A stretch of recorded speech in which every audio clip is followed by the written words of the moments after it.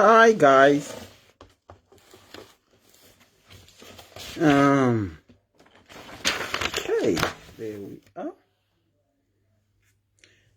What did I want to do? Let me put this at the back so that he doesn't slip. My Ariel, how are you? Ariel Lozia Magomba, how are you? Say, guys. Let me put my thing down a bit. Yeah, much better.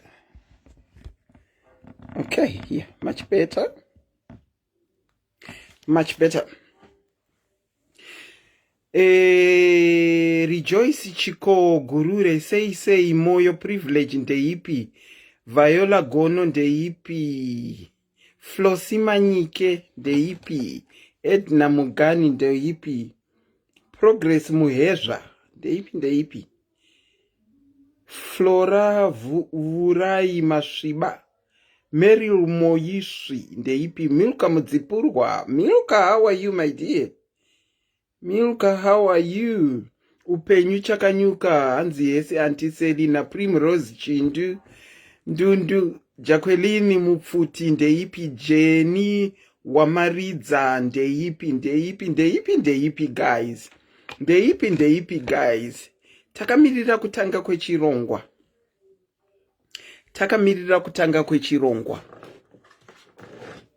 Muri kutengera vana mabhuku ekuverenga here kana vachienda kumabirthday muri kuenda vana vakabatei, nekuti vana ndivo nhingirikini yedu yamangwana.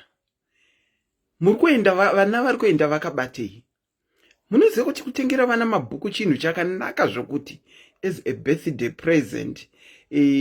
Kana achienda kubirthday reshamwari ngomutengera mabhuku, especially ito tuduku twekuti muchiri kuda kuverenga. Anditi tine one of our diaries, I think you've seen me bring up the book anonzi Primrose Chindundu akanyora first book rake mucovid rinonzi Giraffe the Curious. Munoita bedtime stories nevana here.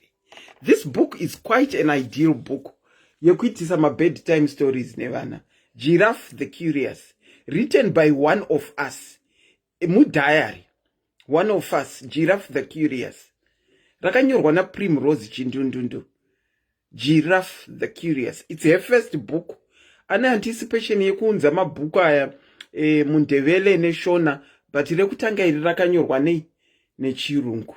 Rinowanikwa ku Amazon. Unogona kuenda pa Amazon onoriorder for your children. Bedtime stories book.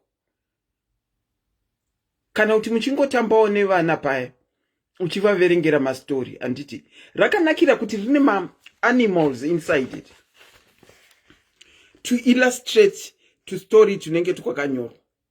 Saka support one of our own, please. Giraffe the Curious.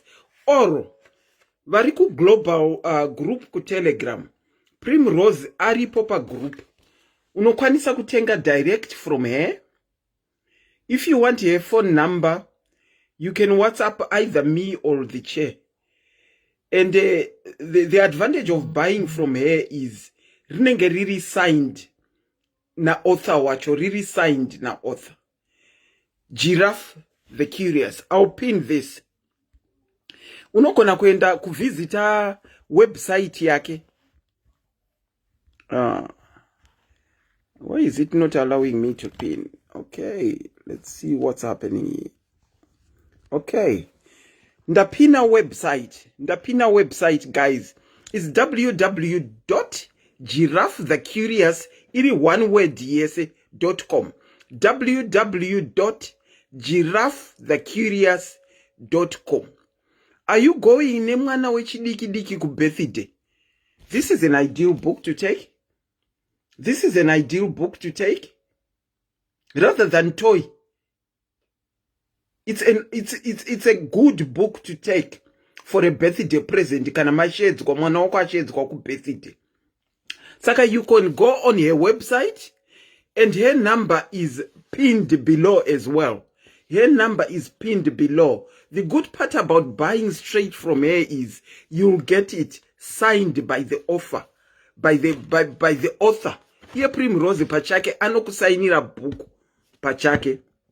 Ndinotengesa nail polish remover antiselina Lucky Mulala. Kongoti antiselina nail polish manails enyu anonidha kuiswa. Apane chakashata. Kungoti antiselina ndoda kukutengera nail polish. Hapana chakashata. Unitenga wacho ndi bless all Christmas zvaunoona. In fact ndiri kutotadza kuibvisa nekuti anditorinawo kana nail polish yacho. Ndakambofunga kupara nenzara zvataita kudhara zviya. Ndikaona kuti hazviite. Saka Lakimu zvauya pano achiti anotengesa nail polish. Kuda pane angangonditengerawo nail polish handizivi kana kuti iye anogona kungondiblessawo. Ndiblessewo Lakimu. Okay, ndanda kuti handisikuona ma-comments. Okay, and also visit the shop. Tine diaries shop yedu yatakavhura if you don't know. Visit the shop to buy the SIS MELLY's t-shirt. Kana uchida link ye shop, you can get in touch with me or get in touch with the chair so that you can get a link. So we have got our sister's book, Giraffe the Curious, www.giraffethecurious.com. Ndo pa munokwanisa kuwana buku. Ku Amazon ririko. Ku Amazon futi unogona kuriwana. Okay. Ndikutarisira kuti ndishawana mu inbox Lakima akanditi anti ndipe address nditumire nail polish. Ndofunga ari concerned about ngirikini. Uyu. Ari concerned about my nails. Ndichatotsvaga nzara ndipare. Asi ndomboidzi zvipa one more week kuti ndione kuti Lakima anonditengera nail polish here. Wedwe ndinokuchingamidzai pachirongwa SIS MELLY's diaries. The name is Auntie Selina. Makomenzi angu hasi kufamba seikwa. Okay, afamba. I hope aite miscellaneous. Ndati zita rangu ndinoitwa Auntie Selina. Nasi tauya neimwe story yatinoda kutaura panapa. Sorry guys. I'm uncomfortable with what I've done. Chinhu changu chingoramba chichidzika seiko nacho. Okay, let's do it this way. Sorry guys. Okay, ndaona che vaisa ningirikini. Vaisa shop. Link here shop. Link here shop is pinned below. Link here shop is pinned below. Kune makapu, kune mahudu, fanika sera ndakapfeka irori iri. Kune ma-t-shirt, kana kuine zvimwe zvaunosuggesta futi unogona kuzviwana. Kuseri uku kunenge kwakanyorwa murisei tete Selina ndiri right zvangu. Kunenge kwakanyorwa mutupo wako iwewe. Saka kana mutupo wako waenda pa shop ukaona usipo, you can either get hold of me and I will point you to the chair kuti vaedhere mutupo wako ipapo. Saka unenge uine mutupo wako kuseri. Saka endai kushop wedwe. Endai kushop. You can buy my t-shirt, my wood, my cup as gift presents as well. That is the good part. Anditi. Let's go right into our program. Linki ichamboti ibvei. Asikana paine another link, don't hesitate to call the admin. Don't hesitate to call the admin.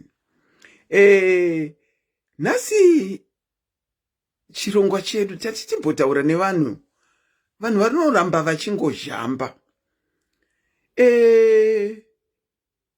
Ndakafonerwa nemumwe munhu achizhamba. Unfortunately haakwanise kuuya palive nekuti ari automboifambira nyaya yacho. Ari kulenda kumusha uku kunotora twe kwake, kunodhimanda twe kwake, kunoona kuti twakafamba sei. Ndati inini mbira yakashaya muswe nekutumira.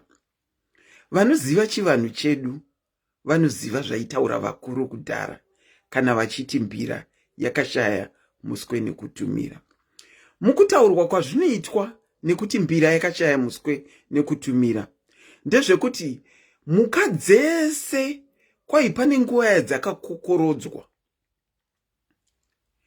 dzikanzi mashedzwa pano kuti mhuka imwe neimwe ichuze muswe wayo wega. Uchuze muswe unosuta iwewe. Anditi mbira akati haende, akabva atumirawo ana tsuro kuti tsuro ozondigirawo muswe, nana imbwa vakanzi mozondigirawo muswe.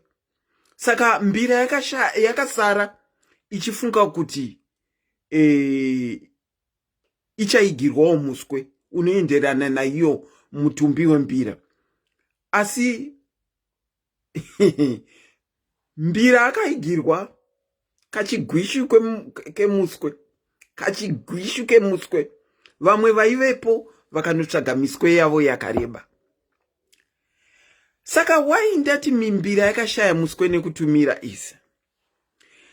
Tine vanhu vari kudiaspora vari kuita maprojects avo kumusha. Amai, vanhu vari kurira. Vari South Africa vanenge vachichema nekwavo kuti ndakadyirwa mari. Vari America vane nhau dzavo nhuno dzekuti ndakadyirwa mari. Vari kuEngland, vari Dubai, weduwe vanhu vari kumusha vanetsa nekudyira vanhu mari. Idzo dzimba dziri kuvakwa idzi, and I've been seeing you everywhere. Who has been seeing me everywhere? Where else have you seen me? Vari kuvaka dzimba varingotumirwa dzimba dzepa next door. Kana wanolenda hakuna chinhu. Vamwe vari kutumirwa dzimba dzakavakwa dzakabhenda dziri pa foundation, asi foundation ukutoona zvidhina zvakabhenda. Vamwe ndo vanotumira zvinhu kumusha vachiti tengesai, kana ndakuuya ndinoona mari iriko. Asi unoona iri nzvimbo chinhu chawakatumira chakatengeswa, mari yacho hapana futi. Uri mumwe wavamwe vakaita project kumusha here, kana kuti ari kuita project kumusha asi haasi kunyatsogutsikana nezviri kuita. Hakana kuti hauna kana mapicture aunototumirwa. Wakatumira zvinhu kumusha here ukawana kusisiko, kana kuti wakatonzwa kuti zvinhu hakusisina. Ndina sister wangu akandibata nezuro. Sister unfortunately havakwanise kuuya palive. Sister vakatumira mari inokwanisa kuita 10,000. Vakakumira mari inoita 10,000 US dollars.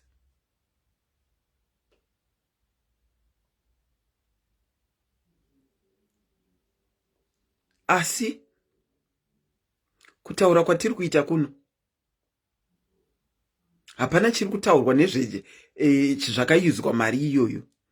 Saka musi wa1 December chaiyi vari kukwira ndege kunokonfranta mwana waamai vavo. Mwana waamai haazvizive kuti sisi vari kuuya. mwana wamai haazvizive kuti sisi vari kuuya, but akatongotipirwa nevari padhuze kuti kana muchiti pane chiri kuitika nemari yamakatumira hakuna chiriko. Saka ari kuenda musi wa1, saka hakwanise kuuya palive. Okay, the number to call is 447748330801.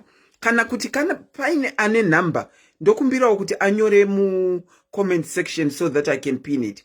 447748330801. Wakatumira mari uchida kutengerwa stand here? Wakatumira zvinhu zvekunotengesa here? Wakaita seiko? Chii chiri kukutsamwisa kusvikira pakuti uti inini kuti kumusha hapana project yandichaita? Hitha Marway, thank you so much.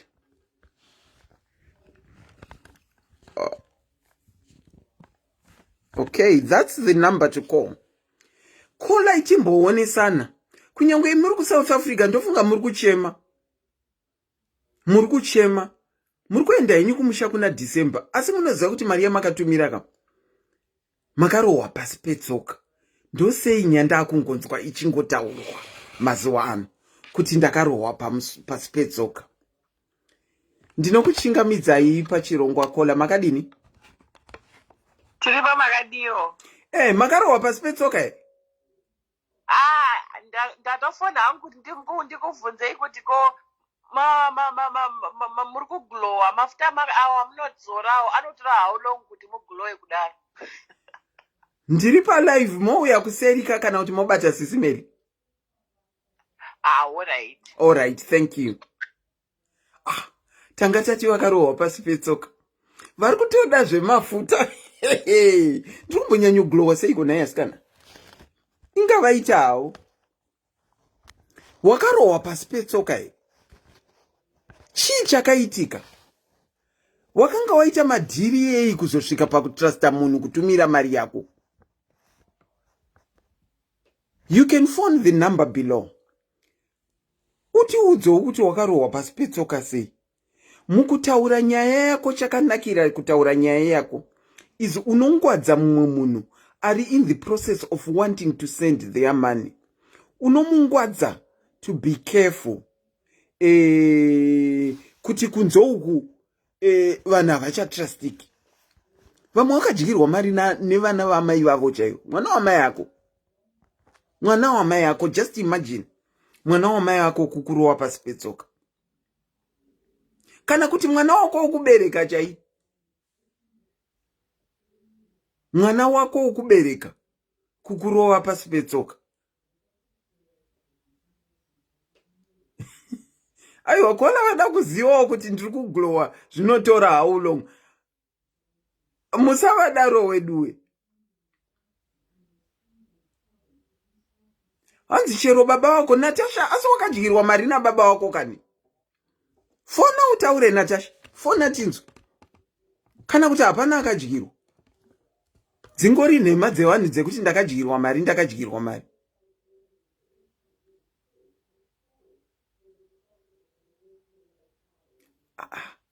Vanhu vakutodhaivheta nyaya vakuenda kukuglowa kwafonerwa naanti vafonawa ndokwakungotaurika. Mafana hanzi sometimes ana mai ndohonzeri. What do you mean by that, Mafana? Ana mai vari kukonzera chii? Ndo vari kutuma vamwe vana kuti vadye mari here? Let's discuss. When buying a house, deal with estate agencies, not family. Estate agencies dzacho dzekuZimbabwe dziri kubaka futi. Ndinokuchingamidzai pachirongwa madzimai, makadini? Hai, Auntie Selina. Muri seiko? Ndiko makadi zvenyu. Makarohwa pasi petsoka here? Hai, ndakaitwa hafu. Munorevei kana muchiti makaitwa hafu? It's like nini ndakavaka imba kwaRusapi handitika. Ndaitumira muzukuru wangu. And she was my way, ndaita seko caller, I'll call you back, caller. I'll call you back. Ndaita mistake apa ndaningirikira handina kudecline ndatora call imwe call ndichikata imwe.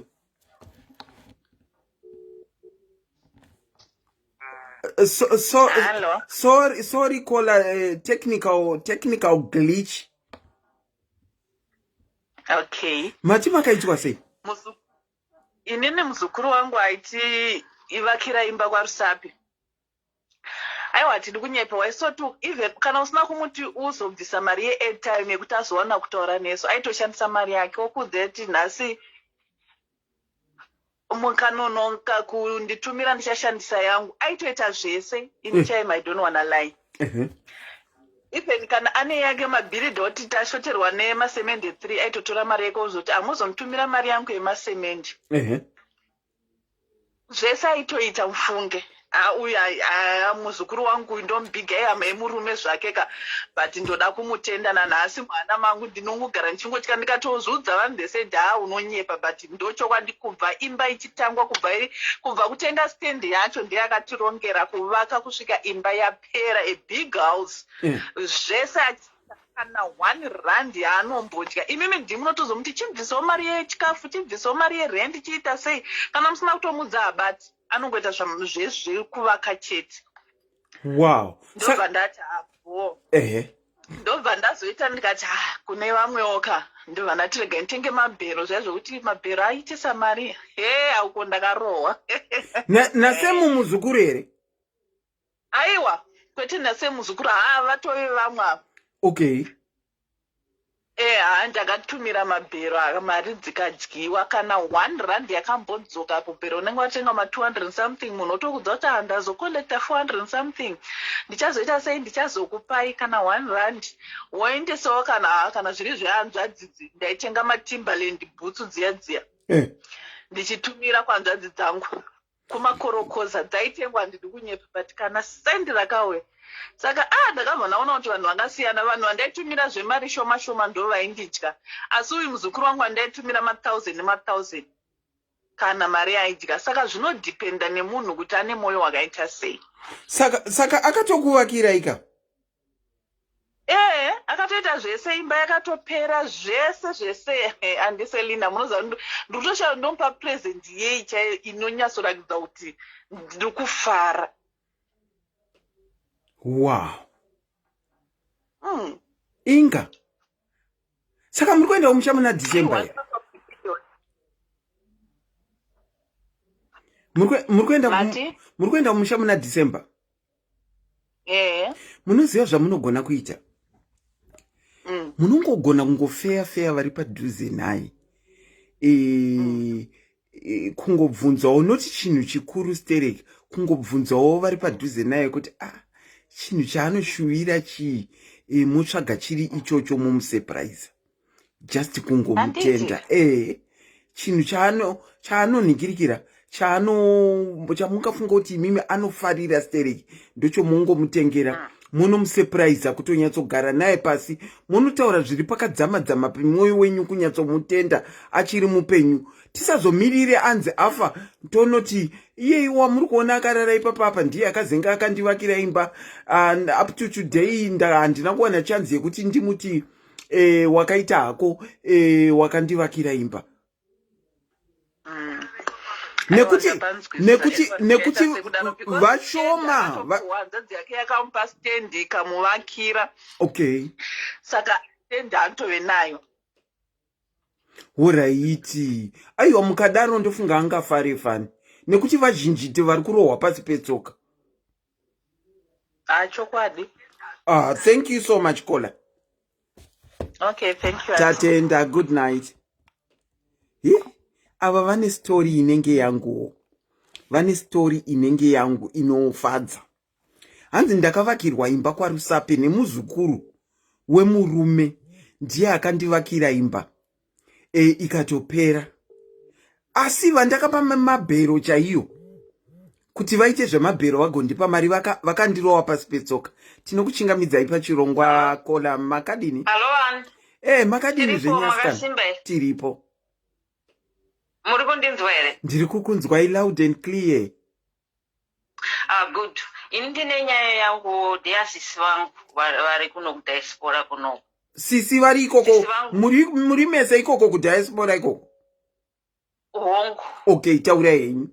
Saka vane nyaya inondirwadza but ivo sisi havasi kuzviona sekunge vari kudyiwa. But isusu mumhuri medu tiri kungoona semunhu ari kudyiwa. Saka nyaya iyi yakamira sisi vangu vakangotangawo kupinda chechi kudiaspora idzo dzemapostorate. Okay. Saka ndobva muprofita wavo avaprofita kuti imimi sisimi kana musina kuroorwa hamufe makaroorwa, saka tinotofanirwa kuti tikutsvagirei murume muno muchechi munomu.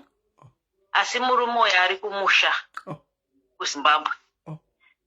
Sisi ndobva wamboramba. Ndizonzwa sisi vakutoti takutonoroorwa. Ini nani zvikanzi nemurume anzi ari kuZimbabwe. Ko mamuona here? Kwete. Ko mukaroorwe nechidhoma here? Zvatoitika pamweya. Zveshuwa vakanobisirwa but tinoti mari yakawanda. Murume ariko kuZimbabwe varoorwa kudaro ndopa vakachitanga kuronga zvinhu zvavo. Zvikanzi takutenga stand. Kola. Mbomira imbichana ndimbokosora. Okay.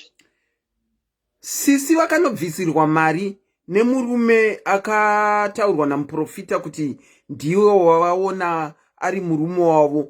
Saka havana kana kutombobvira vakadanana nemupostanga uyu. Havana kana kutombobvira vamuona kusvikira vakanobvisirwa mari. Kusvikira pakunotanga kutenga mastendi havana kana kutombobvira vakamuona. Kwakutozonzi anzi kuti kuenda kumusangano, anoita misangano yavo kakumusha uko, ndopa wakaenda kumusangano ndokwakuzonosangana nemurume uyu.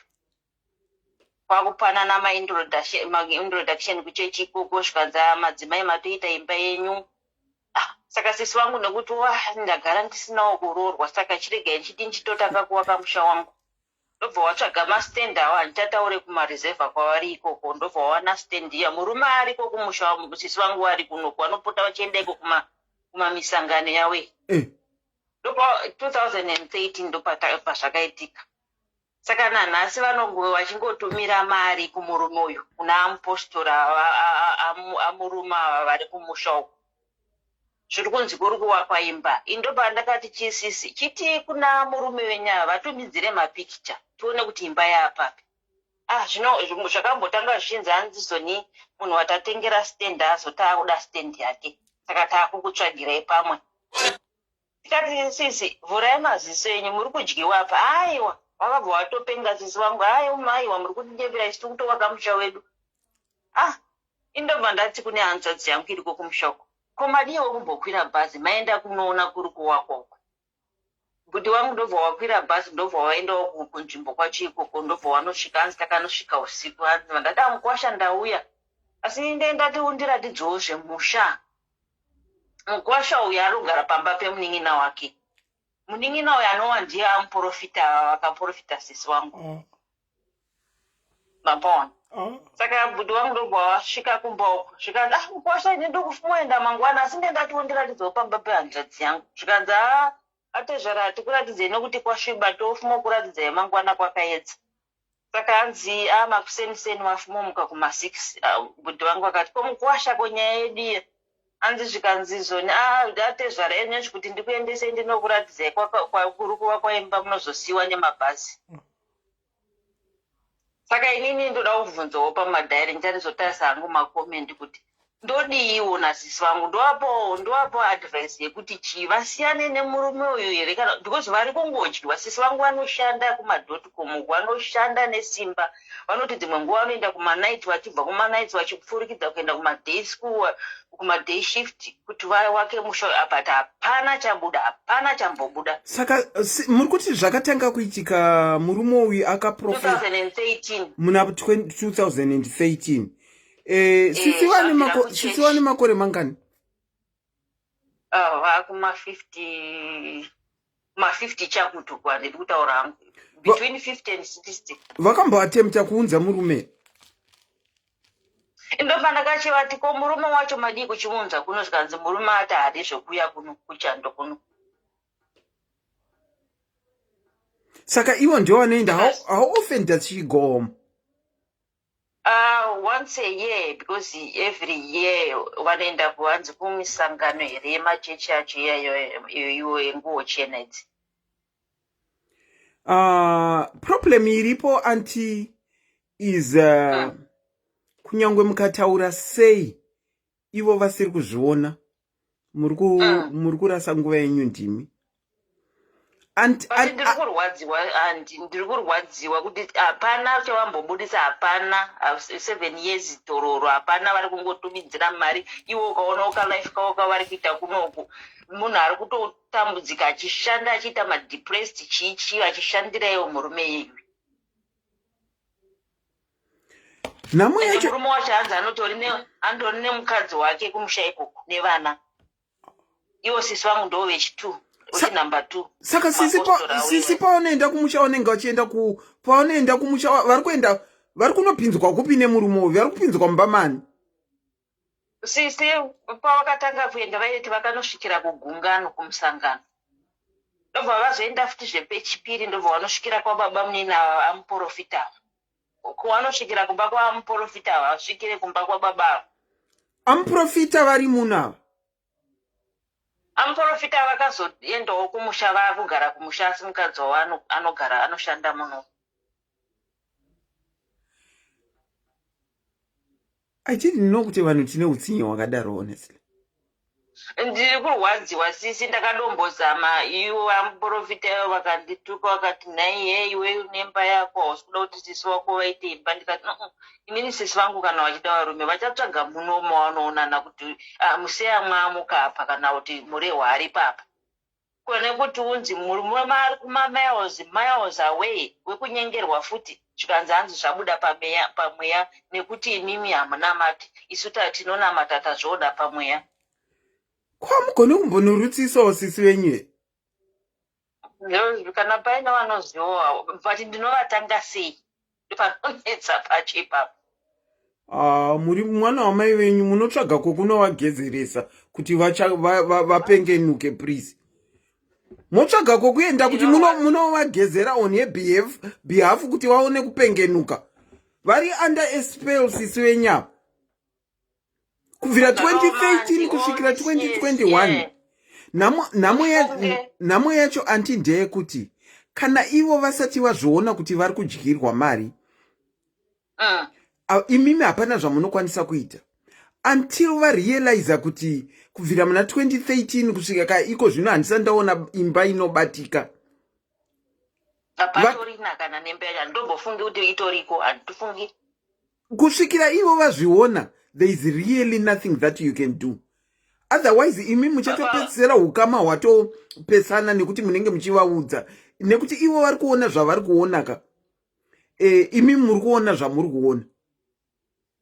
Pavakaenda before COVID ndikati sisi chindiratidzai mapicture emba yenyu ndione kuti yaapapi. Zvikanzi I'm not gonna show you tichangowaka kechiwani tokuitai surprise.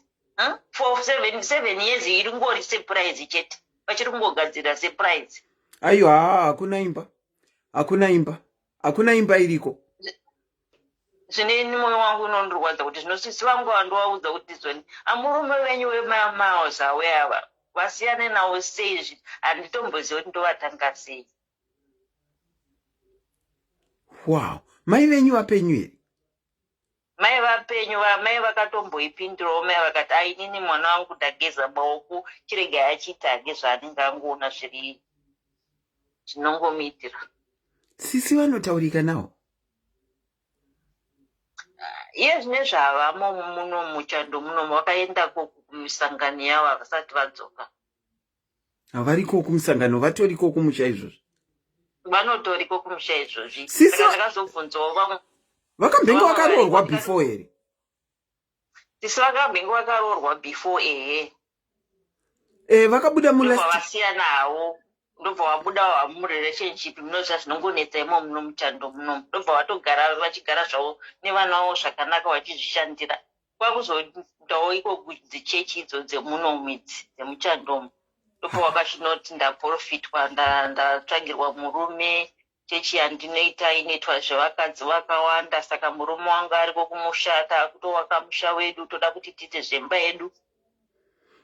Dai vaitaurika nayo ka ndaitena kuitawo madzimai kuti madzimai ina handikuzivei kana phone number yenyu ndairakidzwa pamweya ndati ndikudzei kuti hakuna chimuko chiriko chamuri kufambira kumurume kana vachinge tochitoita ana madzimai kakuti zvifambe tochitoita ana madzimai kuti zvifambe ndizvozvo chaizvo mufunge ndizvozvo chaizvo.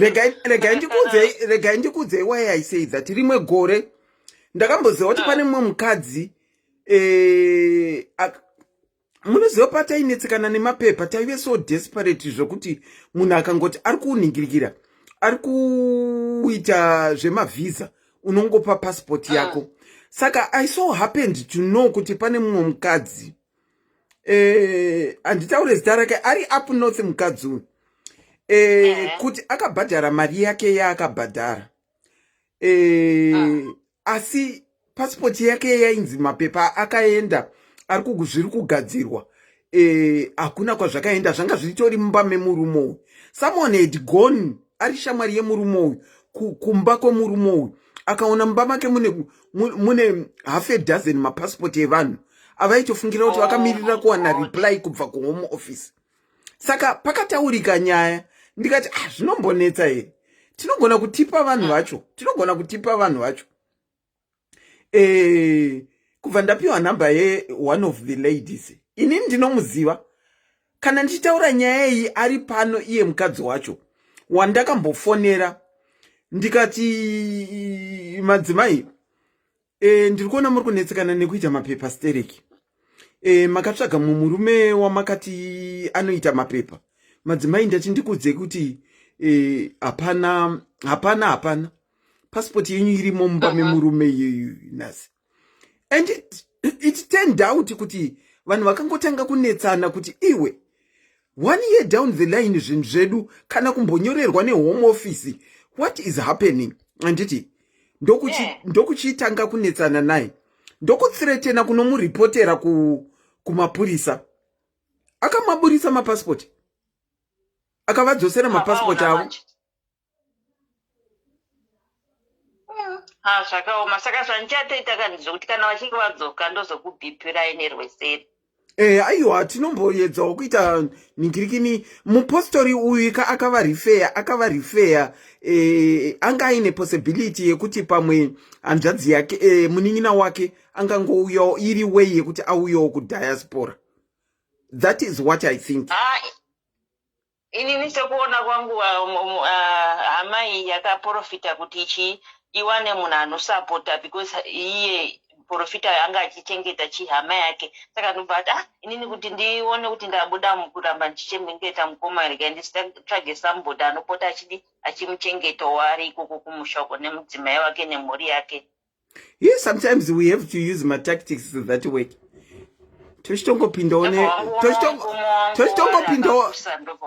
Tochitongofoyawo tichiti madzimai inini ndarakidzwa kumweya ndatorakidzwa kumweya chaiko kuti hapana apa hakuna imba uko hakuna 2013 to 2021 kusvika iko zvino hapana. Ende ukaenda kumba kwasisi vangu unoona vachingochema handina mari handina chikafu.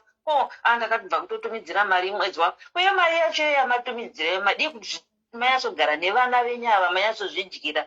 Uyu munhu havatombona mwana naye kuroorwa kwacho ndongo vakangonobisirwa ndonga 400 USA. Saka nai anti alright hatisi kutiza topic nai anti pavakaenda kumusha for the first time munoziva kana uchidanana nemunhu ka zvinodawo uchiziva munhu wake kuti hwakamira sei unoenderana nehwake here. Zvino vakangoenda kumusha vakanorakidzwa kunzi kwakanorakidzwa kuti murume wacho uyu kwakutotanga kuwadzana naye wakatoita fall in love ipapo. aiwa hazvizi zvega handizive bandi zvichidaiko kumapostori koko unenge uchishandidzirwa idzo dzimvura idzo dzinewo matombo kuda akabva angowashandura kuti wabva watongodanana ipapo waite deep in love.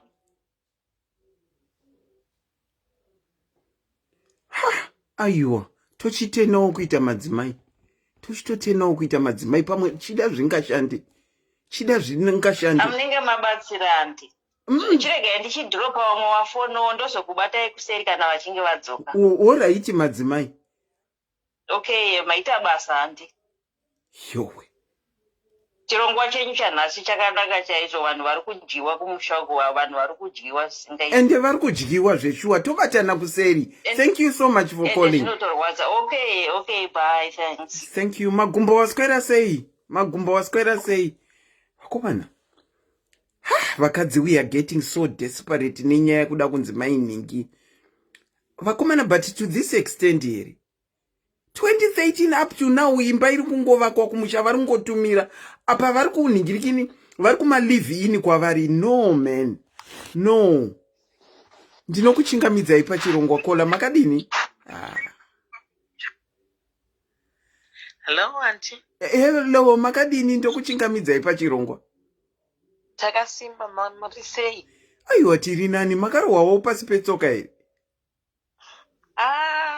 Auntie rega nditange nekuti inini I'm blessed. You are blessed. When it comes to my husband's family, yes, they even motivate us to do something back home. So ndafuna kuti ndikupe an example of what happened with one of our stands. So what we did is we had a stand that we purchased and yange yakangogara zvezvokuti nemutombo rina motivation yekuvaka. My husband's brother, he went and bought all the bricks and said, you guys makangogara ikoko, but now I want to motivate you. Here he was in Africa, he's also in Africa. And he purchased all the bricks. That's how we started building. Okay. Even though it was something chekuti vanhu munenge muchizogamana muchibhadharana mari muchitasiye muchidzosera mari yemabricks, but that's how we initially started. And my little sister-in-law, she's younger than my husband. Ndiye aita run around tichimutumira mari to such an extent yekuti kwaiti kana kuine mari iri kudiwa kungoziva kuti pabuilding iyi tiri kuda about $10,000 right now, taimupa iye $10,000 iyoyo nemurume wake. Iwo wotanga kubvisa mbichana, they would use it as a lump sum, but wotanga kubhadhara mabuilders nekutenga zvinhu vachienda stage by stage. Okay. Until we finished building. Oh, well done. Well done. And ndinoda kutenda Mwari because ndakapiwa mhuri. I don't know but ndofunga kuti it's just the fear of the Lord within the family. Alright. Because munhu wese anonamata and handisi kuti hakuna vakadyirwa mari nevanhu vanonamata, but I'm just talking from my experience. Okay. Because even one of the stands that we purchased, takaita zvokuti munobvisa a deposit and inenge ichizodiwa yacho ye month to month, we had it, but my sister-in-law said, can I please use that money to build my own stand and then ndopota ndichikubvisira my installments monthly. That's how we did, and she would faithfully pay and send us the receipts and everything. Wow, aiwa makakomborerwa imi. Saka mune mastendi manganiko? We only have 3, auntie. Oh, only 3? Yes, and we have managed to build 2. Though the first one we finished both the house and the what do you call the apartment cottage. And then the other one in Ngorne cottage chet, and the third one at Satatanga. Amsati. Yes. Aiwa makakomborerwa yenyimi munoona vanokuitirai.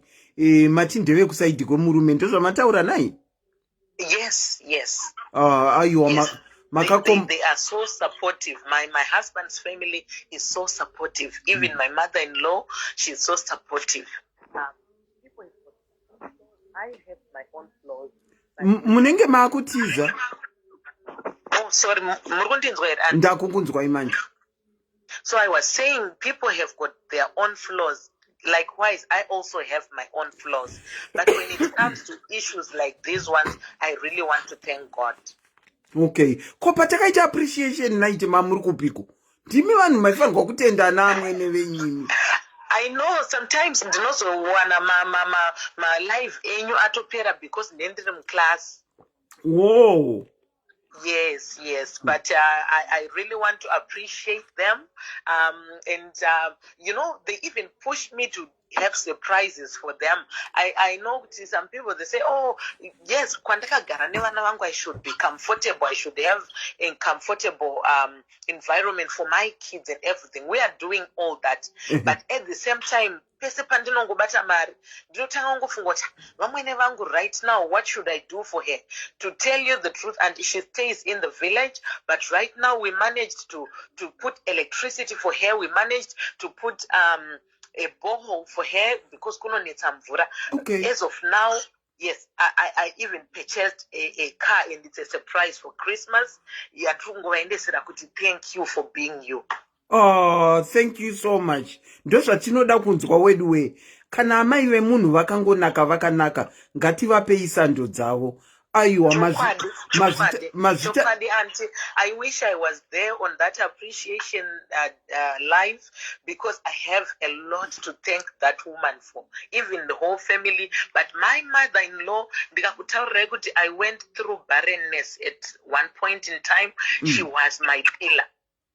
Oh. She was my pillar, and she used to say, let's pray, it will be well, and the likes. To such an extent, there was a family member who wanted to raise an issue. Yeah, say, oh, Saka, when are you going to have a kid and this? But she stood the ground and said, why are you asking her? She's not even your relative. Why didn't you confront, my husband? Why didn't you confront your relative?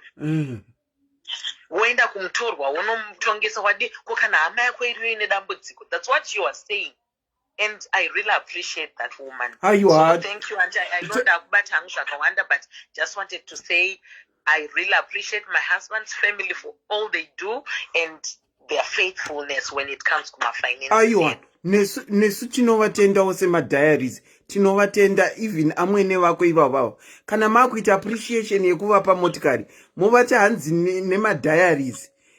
Mama ndakavaudza kuti makamira makaita sei, vaitokutenda ivo kana ivo futi. Thank you so much, Kola. Thank you so much. Thank you, Auntie. Alright, nemiwo tatenda. Thank you. Weduwe, vane zviri pamwoyo pavo zvavari kuda kusheyawo. Tinosiya munhu achimbosheya. Vana amwene vakanaka fani. Wakarohwa pasi petsoka here? Wakadyirwa chii? Wakanzi tiri kukuvakira imba here ukasvika pari dondo? Kusitorina kana stand yacho. The number to call is pinned below. Handiti mati muruda vakadyirwa mari. Asi mukatarisa title yandanyora. Ndanyora nesuccess futi. Ndazvitaura uye ndanyora nesuccess. Saka ava success yava. Ndati inini nhasi. Tiri kutaura pamusoro pe vakadyirwa mari. Ma home projects ekumusha. Kana kuti yours was it a success. Saka she was right in calling to tell us about her success. She was right in calling. Vangava siri off topic ba. Vangava si she was not off topic. Mukatarisa title ye ningirikini ye zvatiri kutaura. She was right. She was in the right lane. She was talking about her success. Alright. Fona inamba dziri below tinzwe kana makadyirwa mari. Murukutodyirwa fani madhumbe. Urukutodyirwa izvozvi. Asi uchizviziva hako kuti urikudyiwa. Uchitongoramba uchitongodyiwa. Hapana akadyirwa. Vamwe vanonyara nadzo. Vazhinji ndinoziva kuti vanonyara nadzo. Vazhinji vanonyara nestori dzavo. Ndodavira kuti havari kufona director. Ndinokuchingamidzai pachirongwa kola makadini? Ndipaitu makadiwo muri sei. Aiwa tiri nani, makadyirwa here mukarohwa pasi petsoka kana kuti mune success story yekusheya? Ini ndine success story yekushare. Okay. Inewo ndanga ndisingazive kuti ndakabetsera masiblings angu kuenda kuzvikoro, kutanga mabhizinesi vese. Ini ndega ndikuzvikora vese kuita mabhizinesi zvavari izvozvo ndizvozvo. It's only today pandoti ndiri kutambudzika zvakati zvikati ndikayeuchidzwa one of my siblings kuti munoziva makapitira zvakanyanya zvakawanda, vanhu vanogona kuti hamuna chinobatika chamuinacho, asi vasingazive kuti makainvesta in us. Zveshuwa. Ndikanzi makainvesta in us and toshaya kuti tokuitira iwo zvakaita sei. Mari yandanga ndaingotaura ngoti deni ndine mari ndaita zvakati zvikati. Vanhu avari kuafrica vakangonzi imari ndomba yacho zvatongoita. So ndopandakaona kuti isuccess. Vamwe vakatadza kana kuvaka dzimba, vakatadza kana kuenda kuzviendesa kana kuchikoro kuita macourses vachidetsera vamwe masiblings avo, and they don't appreciate havatendi.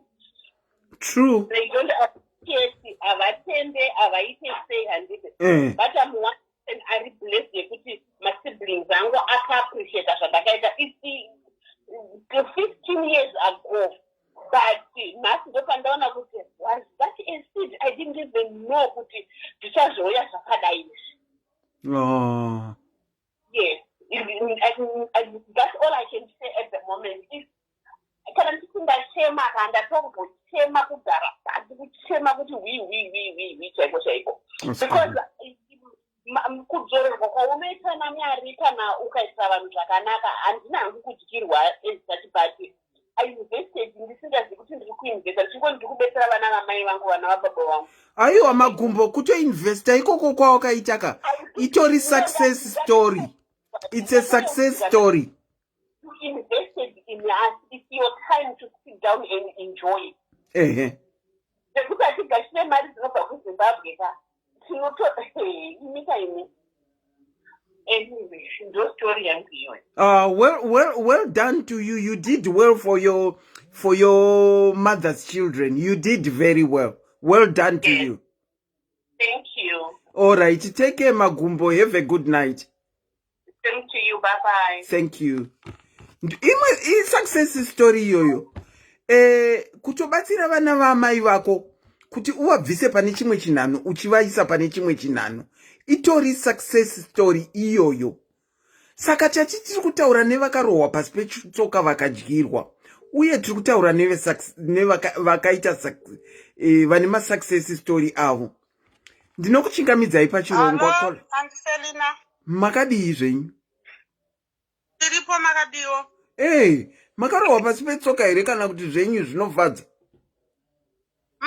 Ndakarohwa. Kurohwa kuita kubhurwa. Kuseri nekuseri. Tiudzei tinzwe. Nyaya yangu yakamira so. Ndakauya kuno kuchando. Ndikaziva kuti ndine mwana wamai vangu ari kumba, asina murume, asina pekunyatsogarawo pakanaka. Mwari vakandikomborera ndikatengawo stand yangu. Ndikatenga ndivake ndokuchiti muning'ina zvandatenga stand toda kuvaka imba yedu iwe neni. Iwe uri ikoko unenge uchigarako, ini ndiri kuno hangu, asi kana ndauya ndoziva kuti ndine pekusvikira zvakanaka zvikadi. Aiwa, ndakatanga kutumira mari achivaka akatanga kuvaka cottage. apedza kuvaka cottage akuchizovaka main house manje. Ndakatanga kunzwa mastories. Sisi, mari yamati ndinotenga timba. Zvazodai. Mari yamati ndinotenga zvino, zvazodai. But inini handina kumbobvira ndakafungidzira kuti angadaro achindibira. Okay. Ndaitofunga kuti zvinhu zviri kutoitika. Munongoziva kumba vehukama vanenge vachiona. Pane muroro akazonditi atete. Zviri kuitika kumba uku. Ayo handizvo. Munin'ina wenyu azonyanya tiri kurwadziwa. Ari kudya mari, zvaari kuita, ari kufara nemari, achienda kumahotera achidi ipapa amai imi ndiri kuita mashifti usiku nesikati. Handina kana hotera ndoziya muno.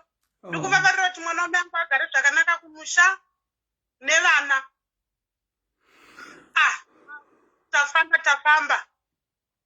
Imba iye yaturikwa denga yazotenga timba denga raturikwa. Imba yamira but haisati yanyatsopera. Ndokunzi nemumwe mukadzi ari kusaidi anogara kuno kwandiri kusaidi kuno kwakavakwa ikoko. Akaudza mumwe munhu ana kuudza inini. Akati ndiri kurwadziwa. Mai ava matendero avari kuita dzimwe nguva vachirwara vachiita asthma attack vachitakurwa neambulenzi kubasa vachishingirira kuvaka imba munin'ina vachidai. Zvino munin'ina yaita maroja imba iya. Inini haana kundiudza. Ari kungopura mari yemaroja iya.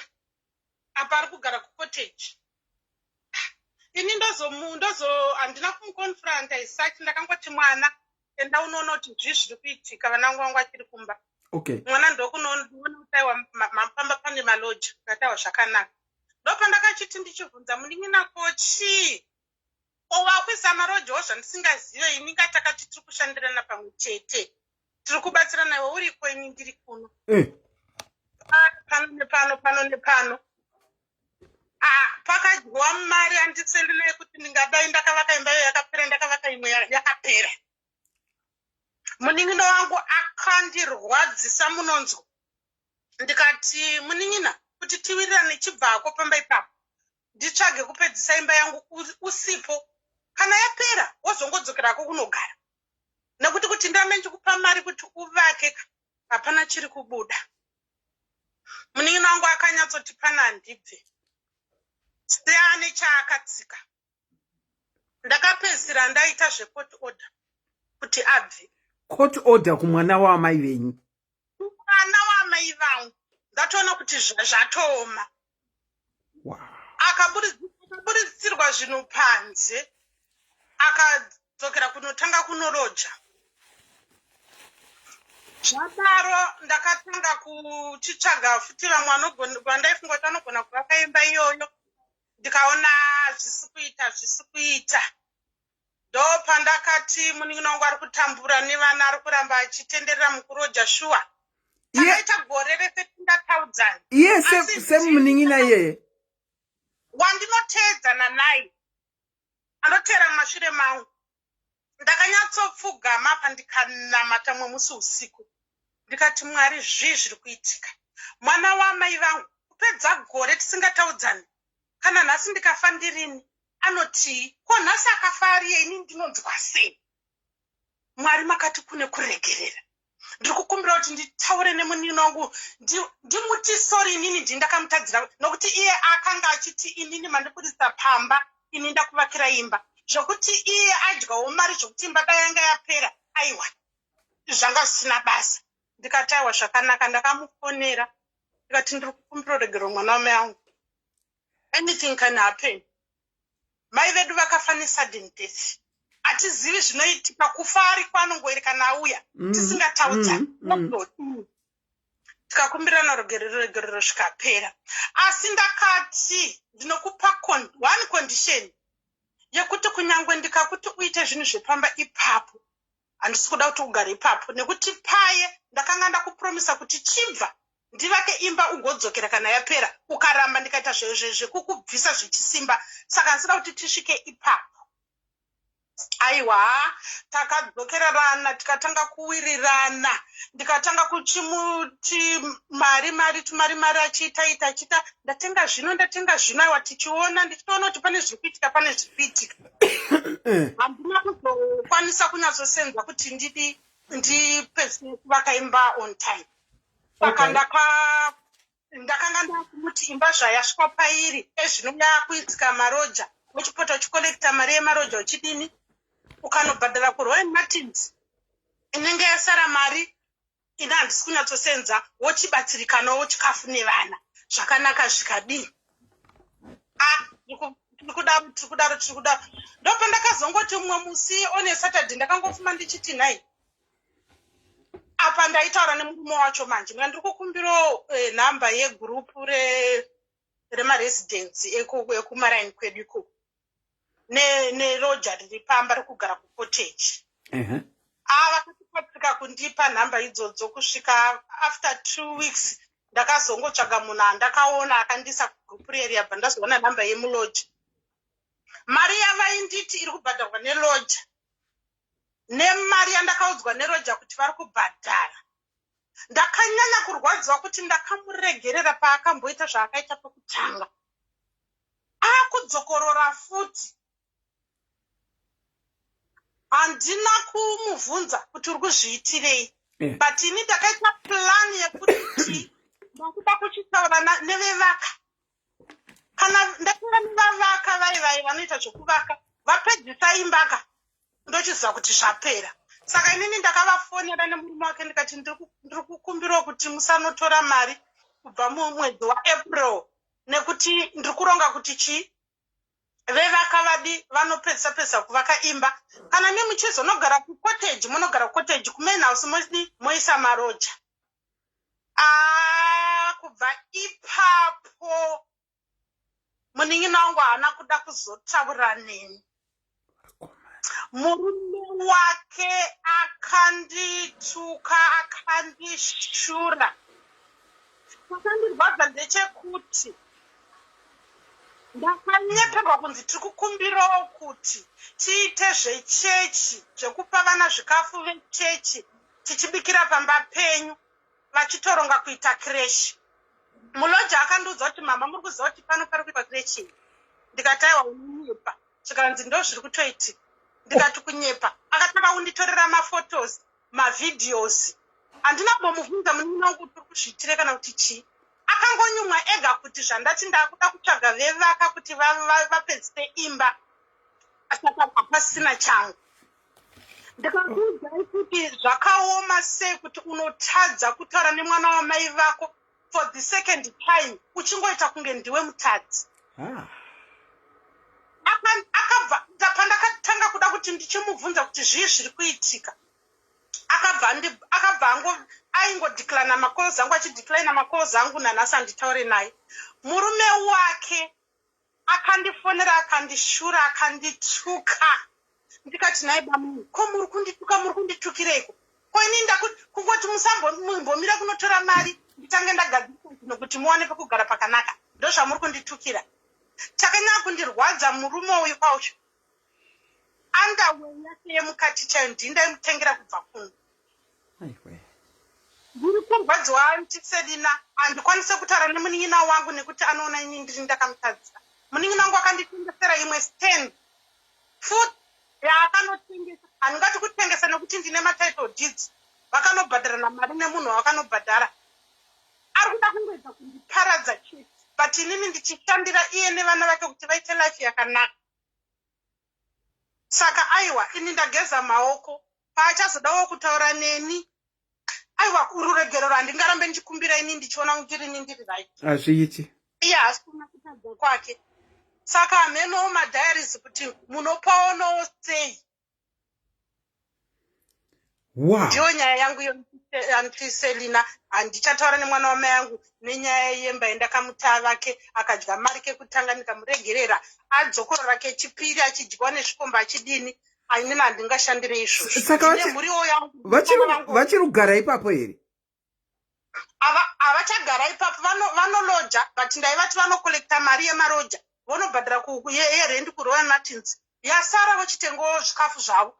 Ndikaona ari kuenda kumba, aiwa masutukese, mbatya, toiletry chaiyo vanga vasingashandise kuZimbabwe. Ndaitenga pane matoothbrush, matoothpaste zvese, mapenti, ndaitenga zvese zvichienda kumba. Asi ndageza maoko eni. And handimboziva kuti ndoita zvakaita sei. Mwana waamai vangu wandikutaura nezvake. Mai vapenyu. Vamwe vanhu vachitaura kuti vanovakirwa nevazukuru vevarume. Inini mwana wamai vangu wandotedzana naye wokuti muna 2008 painetsa zvinhu paya. Ndaiurayisa mombe kumapurazi achiskozadzirwa mufiriji. Ndaimuitira zvese. But munhu haana chakanaka, asi ndinoziva kuti ukaita chakanaka wazviitira, ukaita chakaipa wazviitira. This time I'm not gonna kneel ndichinamata ndichimukumbira ruregero rwandoziva kuti handisiri ndiri kumutadzira, ndiye ari kuramba achitadza. Amene upenyu hwake ndinamusafa ari kumusha, inini amoke kuno. Saka mane nguva yakadii musingataure nemunin'ina? Kubva April paEaster time chaipo kusvika nhasi. Iye April watabva uyu? Watabva iyeyu kusvika nhasi. Uyu murume akabva andibloka, uyu munin'ina hapasina kana kutaudzanawo. Saka inini ndakati dzandimbosiya vakadaro. Saka mari yemaroja iri kukolektwa nani izvozvo? Ayo maroja ese akanga ari pacho akanga aisa zvandisingazive. Ndakati aburitsa ndikatowana vanhu vaka vachona ivavo vari kuvakaimba ndiri. I'm so sorry to hear about your story, Kola. Honestly, ndine urombo kuti munhu unorohwa yakadaro nemwana waamai vako. And angasina pekugara futi, vamakawakira cottage muka-accommodata. Mai vapenyu here? Mai venyu vapenyu? Mai nababa vakasofa, saka iye ndiye atosara ari kumba, vamwe vese tiri kuno. Saka iye chero kuloja aitotaura kuti pamba panapa pari kuuya mabhiridha achivaka muri kunzi nani muuye, kana ndisiri ini ndiri kuita zvinhu izvozvo hapana chinoitika. Pano handibve pamba pemwana wamai vangu kuita seani chaakatsika. Ndikakudza kuti pfungwa dzangu nemwoyo wangu nhasi nezvaanoita handidye chinhu chaanondipakurira. Hazvigoni. Mwari vandiridzorie. Aiwa, I don't blame you. Kufa ndakanyema kudai handite. I don't blame you. Handiti. I don't blame you. Handiti. Zvimwe ndingaita izvozvo handiti. Unoda munhu akanaka akaita sei? Unoendeswa vana kuchikoro, unoitirwa zvese kani. Kuita saito ndishandisira mushonga kuita zvese zvandinofunga kuti zvese zvandingade kuitira mwana wamai vangu. Asingaende kubasa, asingati akagara achidya zvaanoda, aita madessert ema-ice cream, achiita zvese mabreakfast zvese mapoloni zvaanofunga kuti anoda. Ndaimuitirai 2008 haana nhama itoti sitigere zvechokwadi iye achinge agere. But ini kuno pasina chandiri kuita, imba yacho nasiri kuvaka achingodya mari nezvikomba achidini. Zvikazowana murume amurora iyeye amupinza futi mugemu iroro. Ndiri kuti pamwe murume uyu pamwe zvichaita nani achimudzorawo. Naiye murume wacho napindawo mazviri. Saka ndodii ari mwana wamai yangu havasiriwo varume wake. Munokwanisa kuenda kumusha here Kola? Ndinoenda. Ndinokwanisa kuenda.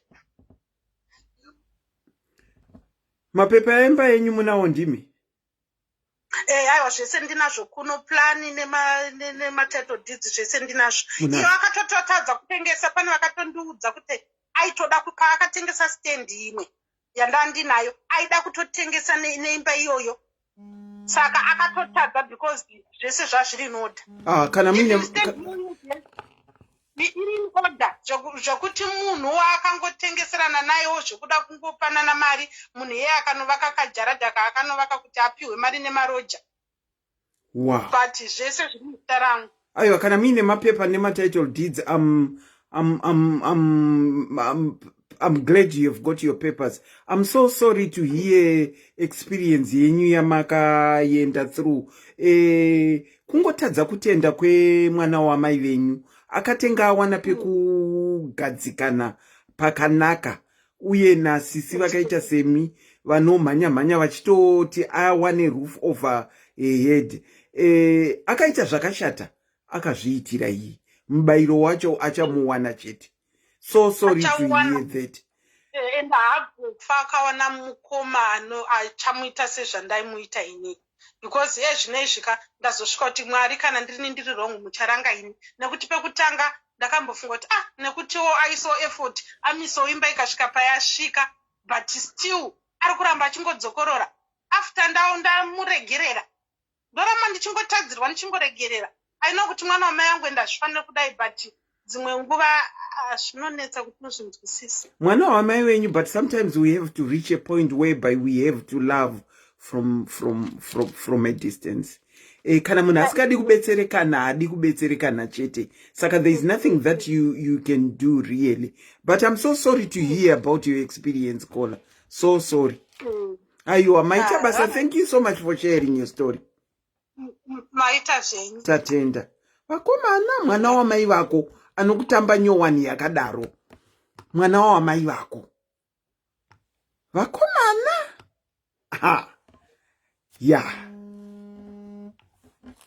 Ndinokuchingamidzai pachirongwa. Kola, makadini? Halo, ndini here tete? Ndini zvangu. Makadini? Mushe makasimba. Aiwa, tinotamba. Ndizvozvo. Dziri kurwadza nyaya dziri kutaurwa pano. Dziri kurwadza ka? Dziri kurwadza zvedi. Asi ni nhangu yangu hainyanya kurwadza. Ndakawanawo raki. Ndakawana raki chairo. Okay. Mwari akanditungamirawo. Pandakatengawo imba yangu, ndakatenga kune murungu aibvawo kuZimbabwe achiuya kuno, saka mari haina kubatwa nemunhu ba. Zvakafambawo zvakanaka. Dambudziko rakazobuya kumashure, munhu awana imba. Ndati manje imba yandatenga iyi ndochiita sei? Mukoma bvati aiwa uyatipinze munhu arente imba. Makapinda munhu maproblems aperi. Ndati aiwa kana zvaakunetsa kudai, sei iwe usingaende nemhuri yako unogara imomo, mwana wamai ugare mumba mangu. Iwe ungopawo mama kana ka $30 ako pamwedzi kekuachengeta. Ini kunoku ndiri kubhadhara mari yandakwereta kuti nditenge imba iyoyo. Saka ndisanetsekane kuti ndichengete muzvari iwe uchichengetawo imba. Hapana zvichanetsa kuti iwe ungochichengetawo mari yako tukwanisewo kutenga paunozogara. Inini handisi kuda rent. Ndoda kuti imba ichengetedzeke. Pakanaka. Ndini ndakazoita munhu akaipa. Ndiri kushanda mabasa mairi, oshanda masikati, oshanda night shift. Munhu achataure newe. Muzvari anokufonera nguva nenguva, handina kupiwa mari. Hamuna kupiwa mari $30 chirudzii? Munhu aisa munhu mukoteji ari kupiwa mari yerent yemukoteji. Haachataure newe. Haachataure nemuzvari. Ko chandatadza inini chii? Ndakanyarara makore angu 5 ndichibhadhara imba iyi yandaipedza, ndabhoe kana kusvika pekupedzesera. Ndati aiwa, chibuda hako mumba nekuti ndapedza kuibhadhara. Chibuda mumba ndiise marocha, ndikwanise kuchengeta amai. Takatoshedzerana kamaroya kuti tibuditsane mumba macho. Nemwana wamai venyu? Dambudziko renge riri pahama. Kana bo wakaita zvinhu zvako zvisina hama mukati, ndiyo advice yandikape vanhu. Kana uchiita chiro kumusha, ita chisina hama mukati. Vakomana, saka akazobuda here sister wenyu mumba? Zvakatora nguva kwakatanga kunzi ndiri kuda kurohwa pasi mari regai apindire mukati ajingirise kutengesa imba yacho, nekuti pekutanga pandakada kumubudisa ndakati ndiri kuda kutengesa imba. Tanzi chindipa inini nditaure nemunhu ari kuda kutengesa nekuti muchadyirwa mari, vachakurohwai pasi petsoka. Ndati aiwa, mari iri kunoku, munhu atenga ari kunoku, saka atondipa mari yacho. Saka regai nditaure naye, ndimbotaure naye kuti ndingamubhadhare rent. Ndakati wakuda kubhadhara mutorwa rent. Asi inini wakanga usingandipi? Wanga usingandipi, wakatadza kuchengeta mubereki wako, wakuda kubhadhara rent kune umwe munhu. Kutoenda kunotora court order kubuditsa munhu mumba. Takaita makore kana 9, 10 tisingataudzani. nemwana wamenyu nekuti ndakamuti gara mumba mangu 5 years asingandipe cent. That is the thanks I got. Ndakabva ndaita inini akashata. Saka imba ine maroja here iko zvino? Mwari anopindura minamato tete nekuti ndakapfura panguva yakaoma abuda mumba imomo, asi ndakazowana futi agent. Iye akabva kuna Mwari kubva pandakamupa imba yangu mandate kuti ngaaise maroja mumba mangu. Mari inouya isina noise. Inouya isina mutauro. Apa handitombobvunza kuti mari ichakwira, ndinozongoona nestatement kuti rent yakakwidzwa, mari yako iri yakwira. Aiwa, makaona vakanaka imi. Takaona vakanaka, asi pakupinza hama ndipo pandinoti kune vanhu, kana wakada kuita chirungu Zimbabwe usapinze hama. Wow. Ndiyo nyaya yangu. It looks like vese vari kutaura nyaya dzavo mabad experiences ndehama chaidzo. Ndehama. Ndakaudziwa neushamwari yangu pandakaitanga matambudziko emba, ndakati ndoda kuisa mukoma wangu mumba, akati usaise hama. Ndati anoziveiko pamwe haanawo hama, ndinozivawo kukura kwataita, nekuti kuti uwanewo rakira kuti unowana mari yekuti utenge imba uri kuno kuchando iraki, nekuti unoziva kuti kuZimbabwe kuti uiunganidze mari iyoyo kuti utenge imba hazvitombobviri. Ndikuti ndikupa munhu opportunity kuti 5 years, in fact ndisinomboti 5 years, ndakangoti gara ureze, kana usiri kubhadhara rent uri kureza mari yekuti ukwanisewo kutenga pako, tinokudirira tese. Asi aiwa ndini ndakazoita muvengi, nekuti ndofunga pengo wakagara mumba wakatoti iri benzi riri kuchando harimbofi rakauya, saka imba yayedu totoita madiro aJeorgina. Zvakaoma. Thank you so much for sharing your story, Tola. All right, thank you. Good night. Bye. Zvakangoma naMwari wangu. Ndinokuchingamidzai pachirongwa Kola. Makadini? Tiri vape nyumba yakadiko tete Selina. Aiwa, tiri nani amene kwamuri ikoko baba? Kuno kupenywa hako. Ndotyira airtime yangu ichapera sandapedza yangu nyaya. Ko baba madi kufona muri WhatsApp? Okay, rega ndizame kuWhatsApp. Zamai kuWhatsApp ndofunga ndozvingatofamba. Alright. Tinokumirira isevhai number mauya kuWhatsApp. Zvokwadi vanga vari kufona direct from ku overseas uko ndokwa vari kufona vari vanorohwa pasi petsoka. Regai tinowamirira. Une nyaya yako here? Wakadyirwa mari here? Wakanzi tokutengera stand ikasabuda? Wakanzi tokuvakira ikasabuda? Une success story here yekuningirikira yawakaita yawinayo? Tinokuchingamidzai pachirongwa Kola. Makadini? Ndiko tete Selina. Tiripo hedu. Ndima muri kufona neInternational? Aiwa. Ndokufona neDirect. WhatsApp iri nani pane Direct? Ndatozoona kudaro. Yangu nyaya gaindipinde pane yangu nyaya. Pinda yenyu baba. Inini ndakatanga ndaendesa vana boarding school vatatu. Saka ndairemerwa zvikuru vaendera kuZimbabwe ikoko. Ndairemerwa zvokuti ndaichadzakana kuita anything. Shamwari dzangu dzichiita dzimba, hama dzichiita dzimba, ndisina. Saka vana vakatanga kuenda paboarding school from grade 1 kusvika kuform 3.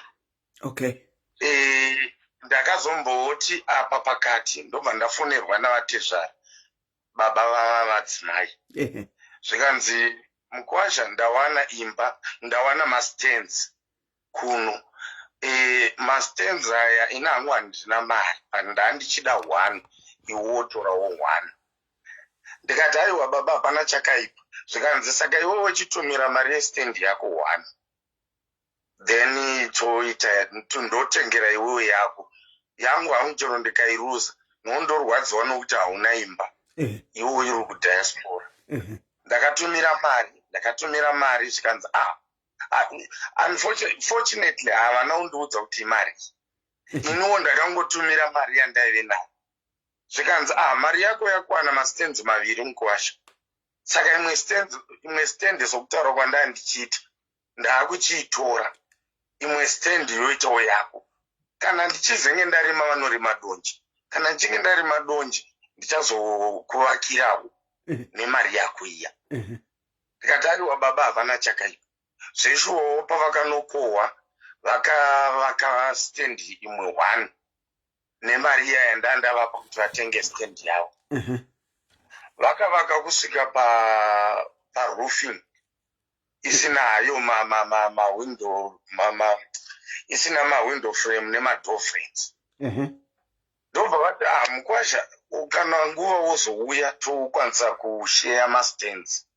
iwo sarudza yaunoda noti ndindakatenga iwo sarudza ndakati haiwa hapana chakaipa baba vakazowanawo vakohwa gore rechipiri vakazovaka imwe yachona stand ikasvika paakasvika iyi zvikanzi aiwa iwe mukwasha chimirira titange tapfirira dzimba katapfirira dzimba wozokwanisa kuselekta yaunoda zveshuwawo takapfirira dzimba iwo vakapfirirawo imwe indikapfirira imwe saka vakazoti kufamba nekwenguva vakanditi mukwasha tisarudza yaunoda ndakabva ndasarudza ndikati baba ndoda iyi ndisati ndaenda vakazonditi but dai ungawatora iyi nokuti ine advantage yakati neyakati neyakati ndikamaonawo maadvantages achona ndikafara nawo ndobva ndatora iyoyo yavanga vanakira yavanga vandiadvise aiwa hapana chakaipa vakati zvino kuno kuona kako growth point mwanangu wadii kutsvagawo imba munana Harare munana Gweru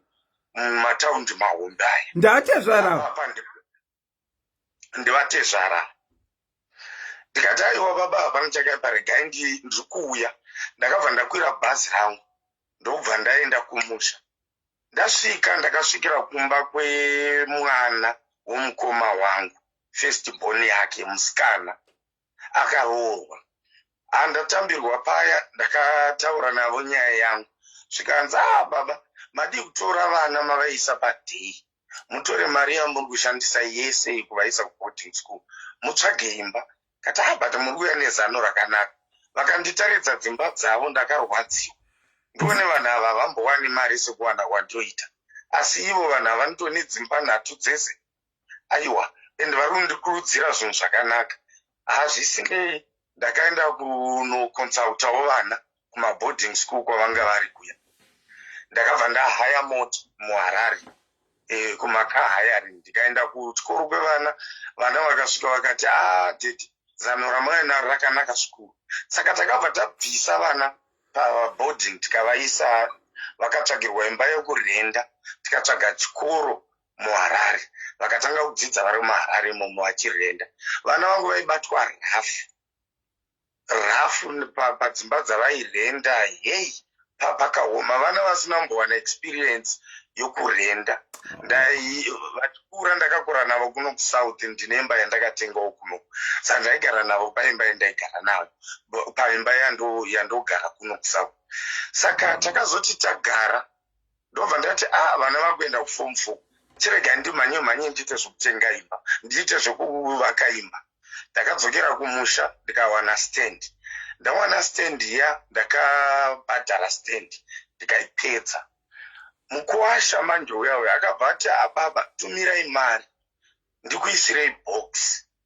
pamba yenyu ndikati mukuwasha wangu ndomuvimba mani nezvaandiitira zvese izvi regera ndidi mukuwasha kwandiri handimoona ndokusaiti kwangu asi wokwadzimai okay atezvara ndo vatakatanga navoka iko zvinoti ana mukwasha mani vatezvara dhiri ravo rakafamba rikatoita zvakanaka imba ikatova right ndava kumukwasha kusaidi kwangu inini mati handimapa saka ndakaunganidza mari ikasvika 100,000 ndikatumira ndikati chitangai mutenge masimenti mubva maita box plani yakabva yaitwa mbva tatumira zvese ndikati chiitai box moisa slab yopera then kana pane mari yasara tozoona aiwa ndikafonerwa nevana zvikanzi teti tsano vari kusipina mari. Handifungi kuti mari yamakatumira inobudirira. Vanogara vachititaridza vachiti tsano ndoda kuvaka imba ipere yatezvara nemari yavakanditumira iyoyi. Muri kuona kuti yamari machi izvinizvi una yamari yanzwa ichitaridza mazviga akakura. Ndakazofona Nkwasha mava papi zvikanzi sina bhiri kufamba. Ndikatumirwa mapicha ndikamaona ndikati iri kufamba zveshuwa pasitendi pangu. Zvikanzi but ndichakuitirai surprise tezvara. Ndakuitirai surprise muchaiona. Ndikati aiwa surprise ndio yandichaona hangu kana muchida kundiitira. Ndakazotuma yakanga December iyi ndobva vadzimai vachiwo vari kuenda kumusha. Ndikati ngatibudei tese sefamily nevamwe vazukuru vandogara navo vatoshanda navo kuno pabasa pangu. Takabuda tikaenda kungonofara muna December. Todzoka manheru vadzimai vakanga vachizenge vachikwira mangwana makuseni. Ndakaita accident nemota. Mota ikarovera beyond repair. Saka mari yandandaunganidza tiri kuenda navadzimai kuenda kunovaka kuti vachinosumudza mudhuri. Mari yandakabva ndati munoziva basa rangu harigoni kuti ndiriite ndisina mota. Ndakuchenda notenga mota. Imi chikwira inoenda. Kana makwira mukaenda month ndokutumirai mari. Munoenda koko munogara 1 month. Ndokutumirai mari mosumudza. Hani mapanzwisa? Ndapanzwa. Saka ndakaenda notenga mota zveshuwa nemari yandandaunganidza ndichiti vaende. Vadzimai vachisvika uko vakanosangana nemashura. Mashura? Vakasvika vakaona bhokisi zveshuwa rakaitwa. Asi havana kuziva kuti raitwa sei. Vakati chiregai ndiende kukanzuro kuHarare ndichinotora mainspectors auya ainspecte box. Ranga zina kumboinspectwa. Handiti unotanga kucherwa roinspectwa pegging. Kana pedzwa pegging rozoinspectwa zviya zvokuvaka zvavanenge vaita. Vozoinspectwa kufiliwa. Zvese izvo hazvina kuitwa. Saka vakabva vati apa vanga vane bepa rekukanzuro ratatapiwa rekuti mastages anofamba sei. Vakabva vachiti zvikanzi aiwa munongobhadhara mari yefind ambuya. Kana mabhadhara mari yefind zvinongo vanozvisaina zvese izvi. Kwakuchinotora mainspector. Imba yange yakavakwa nedhaka. Zvitinha zvacho zvaive zvepasi pomuti. Mainspector akagumbuka zviya zvokugumbuka zviya. Vachinzwa nefiga yemari. Vakati ambuya daidzai munhu iye auye pano tiri kumuda pano. Mainspector aya akagarira kusvika auya. Vakamushaudha, vakamutuka, vakamudii. Zvikanzoda kuti udzorere vanhu ava mari yavo. Kana iwewo uchazovaka muno muHarare, haufa wakavaka kana tichiri pachinzvimbo. Dzorera ambuya vako mari yese. Ambuya vakati, madzimai vangu vakati aiwa ina hangu handichadi kuti tikonane kusvika ipapo. Ivo ngavachingotsvaga zvavo chiya chokuchera chiya. Chifunded load. Vakure marara avo ese nezvitinha zvavo zvese vaende vanorasa samu. Vakazondifonera vachindiudza mamiriro enyaya. Ndikati ndakatsvaga mari neshungu. Ndobva vasiya vaisisa silabu iya. Ndobva vadzoka. Mainspector akati ambuya vana venyu vakura. Imi zvamunoita munotumira mari kune vana venyu. Isu tokutsvagirai mabhiriti. Vovaka imba iyi tichiinspecta tichiita zvese tichimonita kusvika imba iyi yapera. Munozva mainspector ndaivatumira 10 US. Ndaivatumira 10 US thank you chete. Basa ravo vachingoita.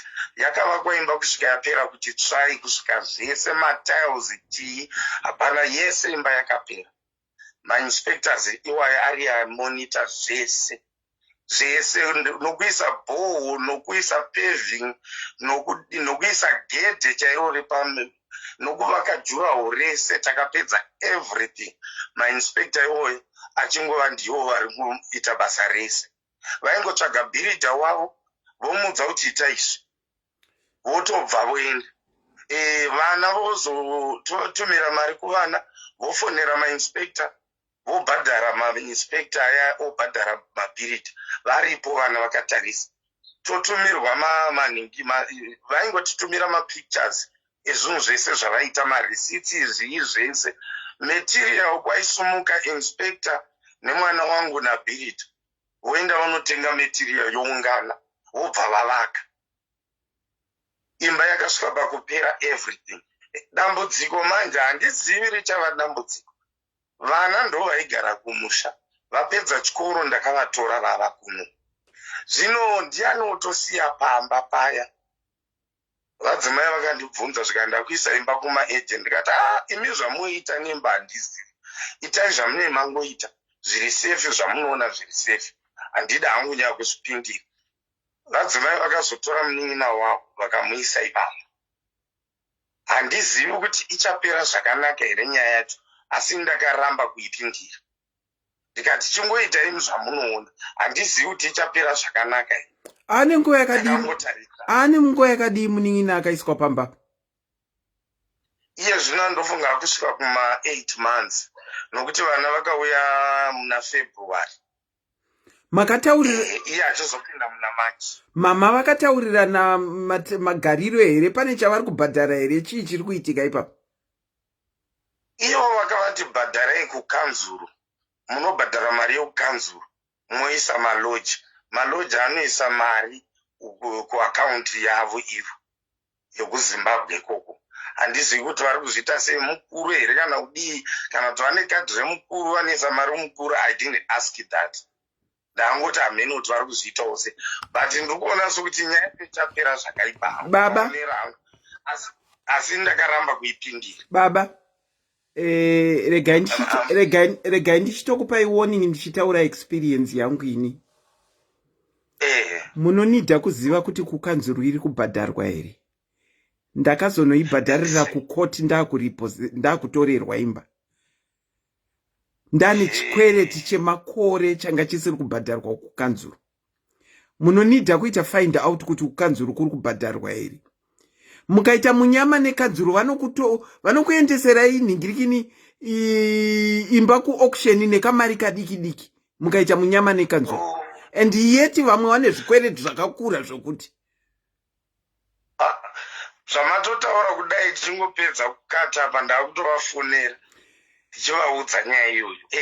Katu ndakaendeswa kukoti, ini ndakaenda kukoti katu chaiko nenyaya yemaretsi ekanzuru. Katu nyaya yemataura yakakosha iyoyo. And matondrovesa nehana. Ende kuti vakandipika sei nekamari kaitove very silly ka. After ndakatozonoibhadharira kukoti.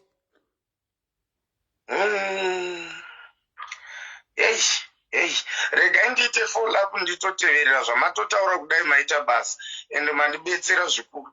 Regai nditeverere ndinzoti iri kumareceipt achona ndovati nditumirewo mareceipt ekukanzuru ndo matangira ndichatongovaita.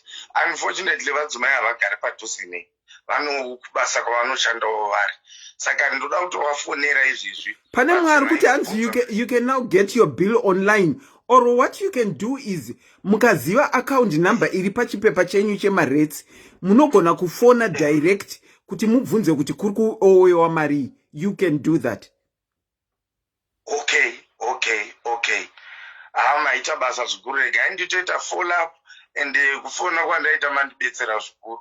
Regai nditoita follow up nditeverere ndione kuti zviri kumira sei, nokuti tingazosvika pakutadza kutaudza. Ani unoona kuti vatezvara vakandiitira basa rakanaka. Tinovakudza vatezvara. Tinovakudza. Asi imba iyo itai follow up mega kukanzuru baba. Mukaona namba yepachirisiti paya pando iri more important. Mukangoti ndokumbirawo namba yepachipepa chemaretsi paya. Mobvunza mega. Namwari munoendeserwa kukoti tunhu tusina nebasa rese.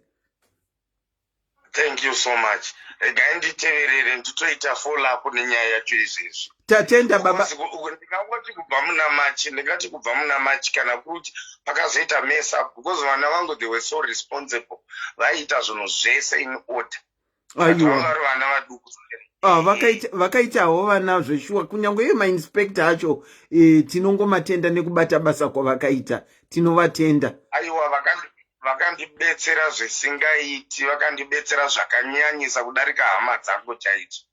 Havana kana sendi varikura vakati mari yangu yaibatwa nevana, ivo vaingoenda unomonita chete kunoti zviri kuitwa nevana, havasi kubirwa here, havasi kukanganiswa here. Zveshuwa I owe them, I feel I owe them. Pandienda kuZimbabwe I have to look for them. Don't know ndingavaitira chii. Aiwa munenge magona baba kutenda kwakangonaka kana waitirwawo chakanaka nemunhu. Exactly. I wish you all the best, and I'm hoping that your rates are being paid. Yeah, let me make a follow up right now. Okay. Thank you so much. Thank you for sharing your story. Yes, thanks. Tatenda. Vakomana.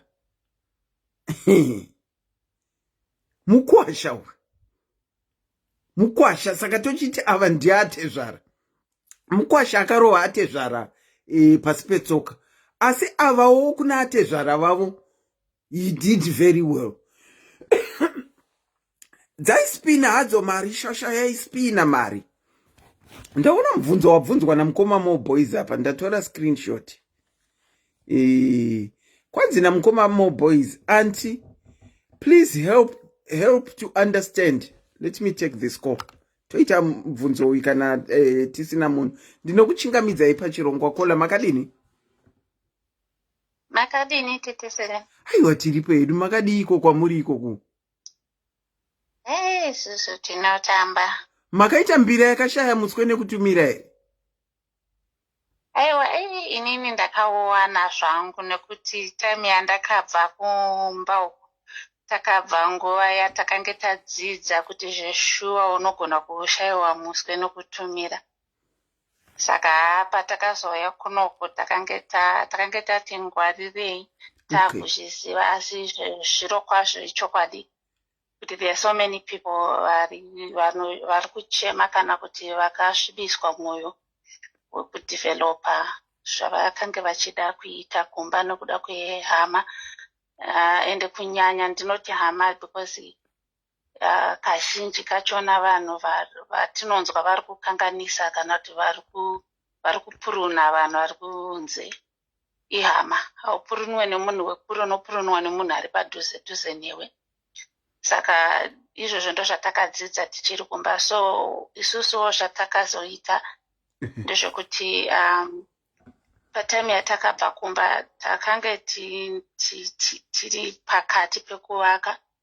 So takangowirirana kuti we are not going to send money kumba. Tichapota tichiti but every now and then, actually takabvumirana kuti every year or so tinoenda kumba. Patinosvika kumba kana tikaita 2 months tinosvika patime yatasvika iyoyo basa rinotorohwa zvekutorohwa zvekuti panozodzoka kwatiri kunoku panofanira kunge tatoona kuti taita something. So every year tatine target yekuti we should be doing something. Okay. Saka zvakatibatsira zvakanyanya. Ende chatakaitira kudaro takanotisa kuti vanhu vari kumba uko vamwe vachona munovabatisa mari dzenyu. Mukange mavabatisa mari dzenyu kungosvika kungotokenga tichiite breakdown. Yatonyaya munhu akutokwidza voice. Breakdown yatonyaya wakutotya kutovhunza mari dzako. Pamwe pacho uchizongoti it's okay. Asi mukati memwoyo wako hazvisi okay. Pamwe pachona pamwe tisiwo tinenge takufungira kuti tiri kudyirwa mari dzedu asi munhu ari kuzviitira zvinhu zvake. Saka zviri tricky zvinhu zvachona. Zvinongoda kunzwisisana, asi kazhinji kachona ndekekuti ukaita dambudziko rekuti unobatisa umwe munhu wekuti haadi kuvhunzwa, watoziva kuti it's a problem. Saka makapedza here kuvaka? Aiwa, isusu takapedza tichibva tatozoita sese rakanaka rekuti tina vatezvara vedu takamanejawo even kuvaka kana kumusha. We've got a lot of things zvatinoita zvatakabatsirwa natezvara. Ndikadenda kutumira even a photo just ngoti mbijana on some of those things, but takaita sesere kuti varipo vari kuti manejera chatinongoita kutumira. Tina tezvara nabamnin, they've been so helpful. Kusaidi kwangu inini ndo kwandakamboda kuita kustruggle zvakanyanya. Asi kusaidi kwemurumewo vatezvara he's been excellent. Anabamnini vari kubetsera, but pano napo unongowanawo one or two challenge, but atingati it's a challenge because pese panoitika basa undozongoitawo kanhu kadiki, but when it comes kuna baba he's been so supportive because munhu yanoda kuona tichikura tichidevelopawo. So yes, saka chikuru chandingade kungopawo advice kune vamwe vari papa, ngatiendei tinodevelopa kumba.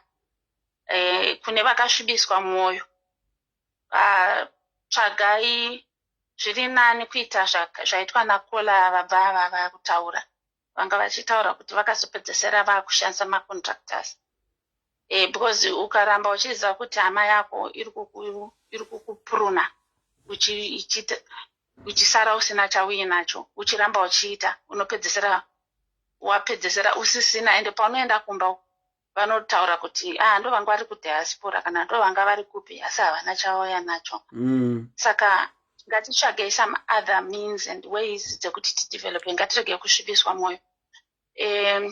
Iyo nyaya yekuti mwana wamai vangu anzi kamwe kamwoyo kekuramba tichingonzwa tsitsi, that attachment ngatirumukei mazviri kana tichida kukura, because haukure kana uchiramba uchitenderera uri panzvimbo imwe chete. Uri kutozviona kuti apa pandiri ndo pandiri kurumirwa apa, chibuda uende kunze.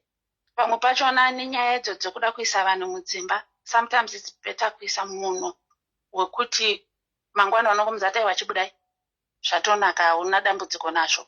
Kana tafunga kuisa vanhu mudzimba, ngatiisei vanhu mudzimba. Ndekupi kwamunoisa munhu mongoti mangwana achibudai?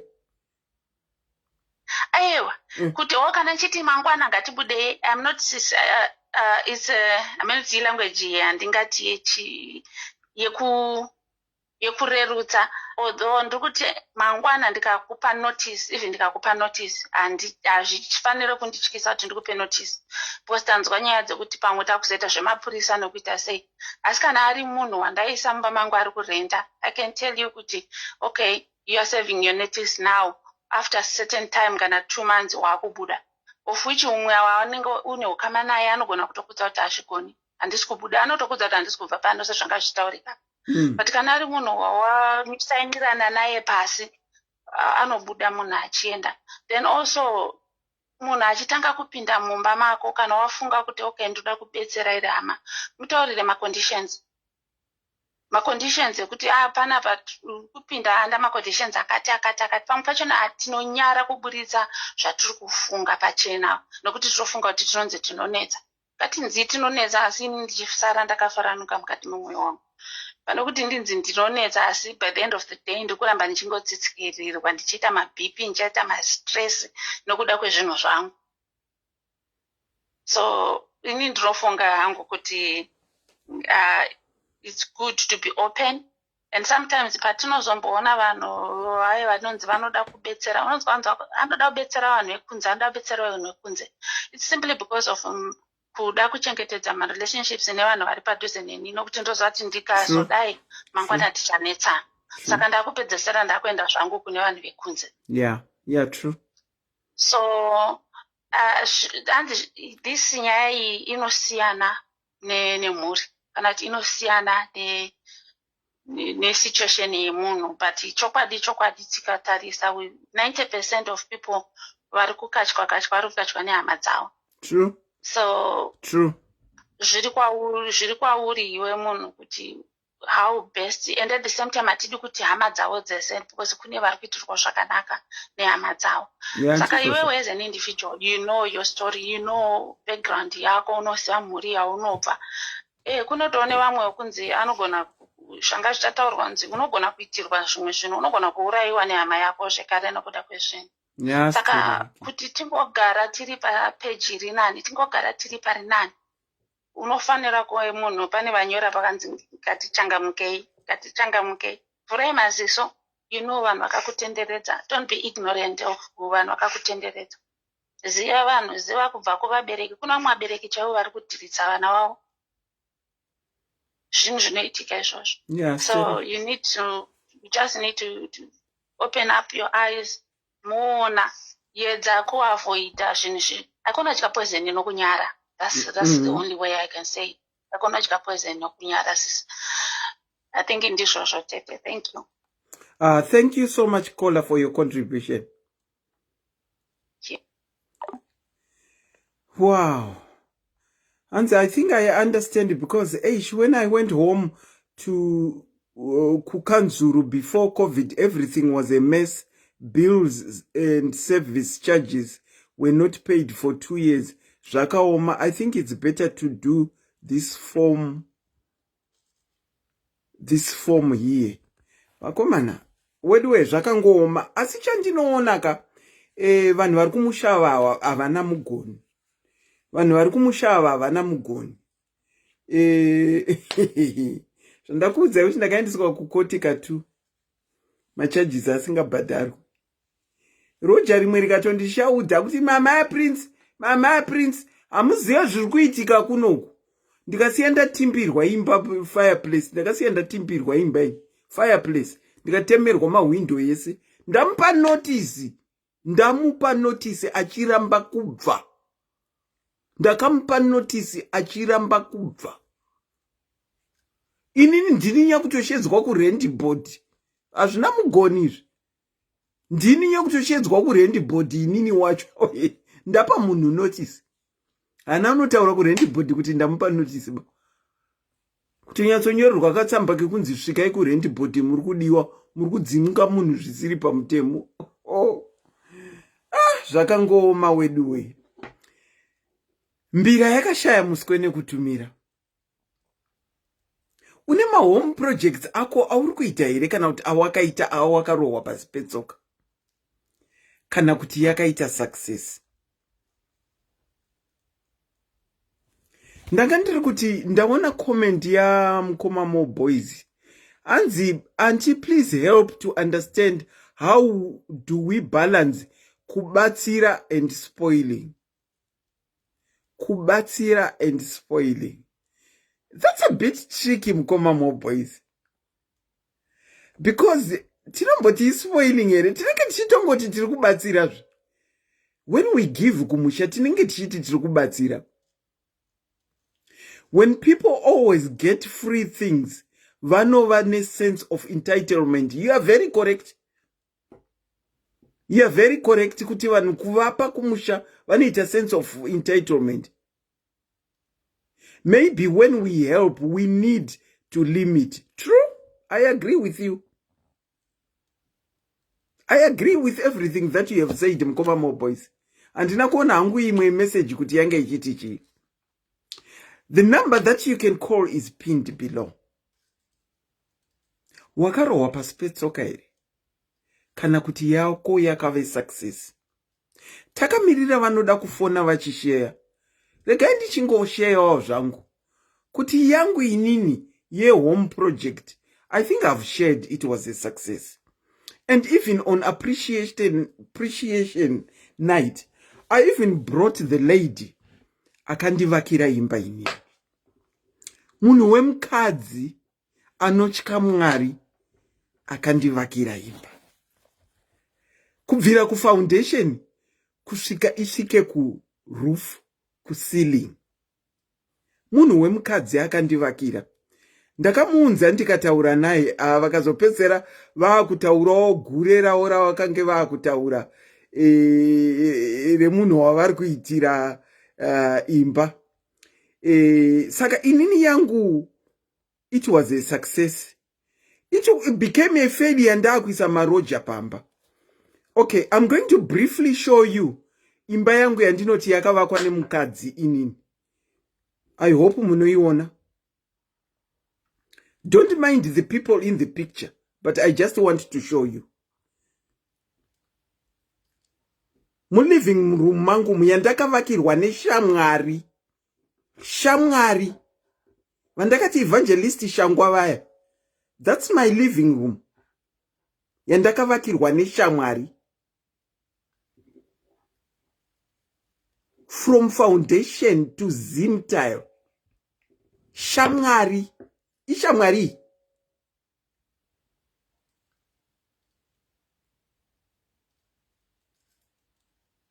Ishamwari yakandivakira mumba mandakamira.